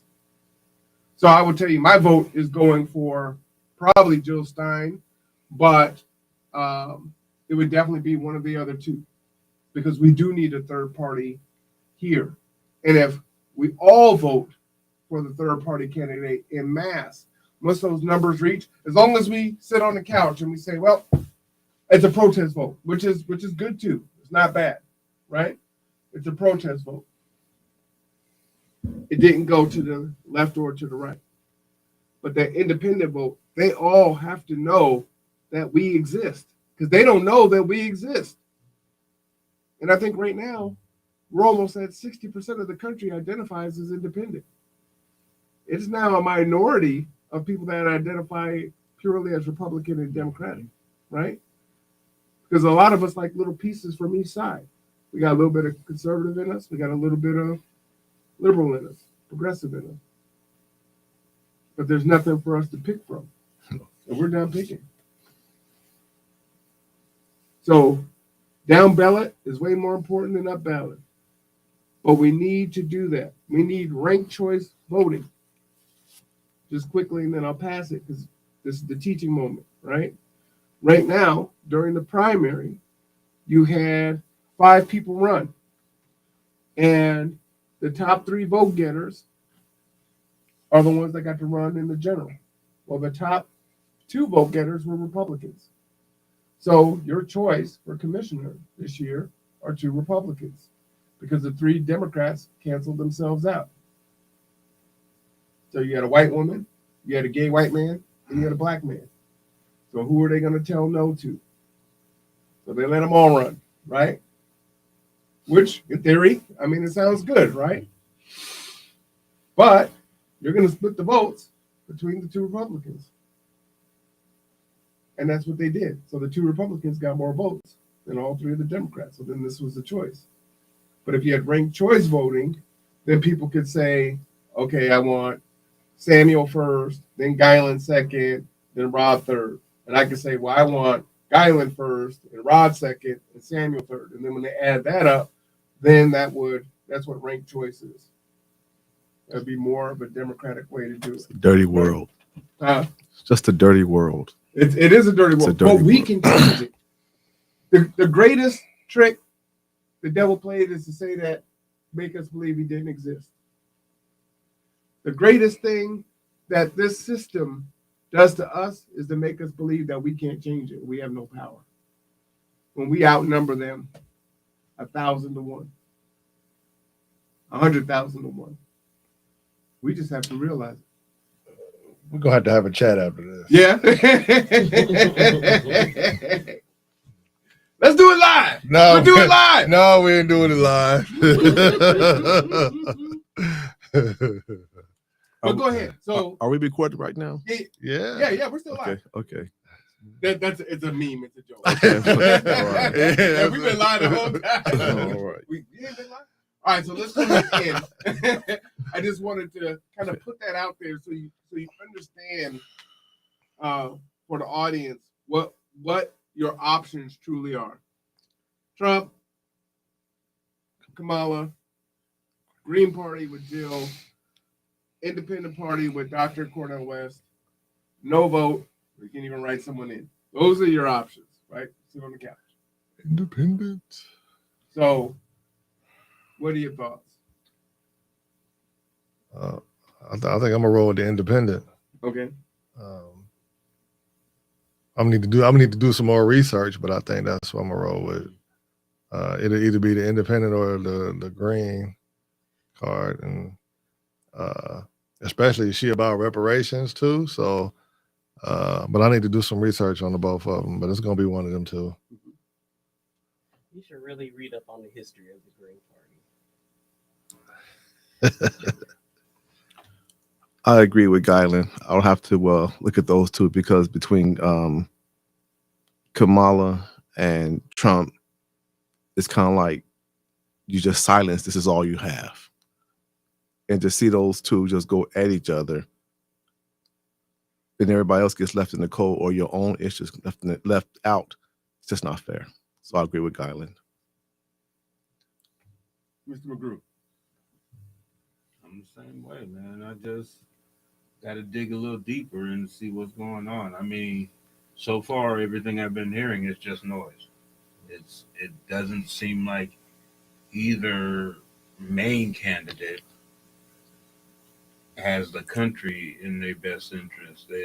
They're more concerned about who can snipe who better, who sounds better this day, how many people are at their rallies. All the least important things about a candidate are on the forefront. They're both jokes in the media. And so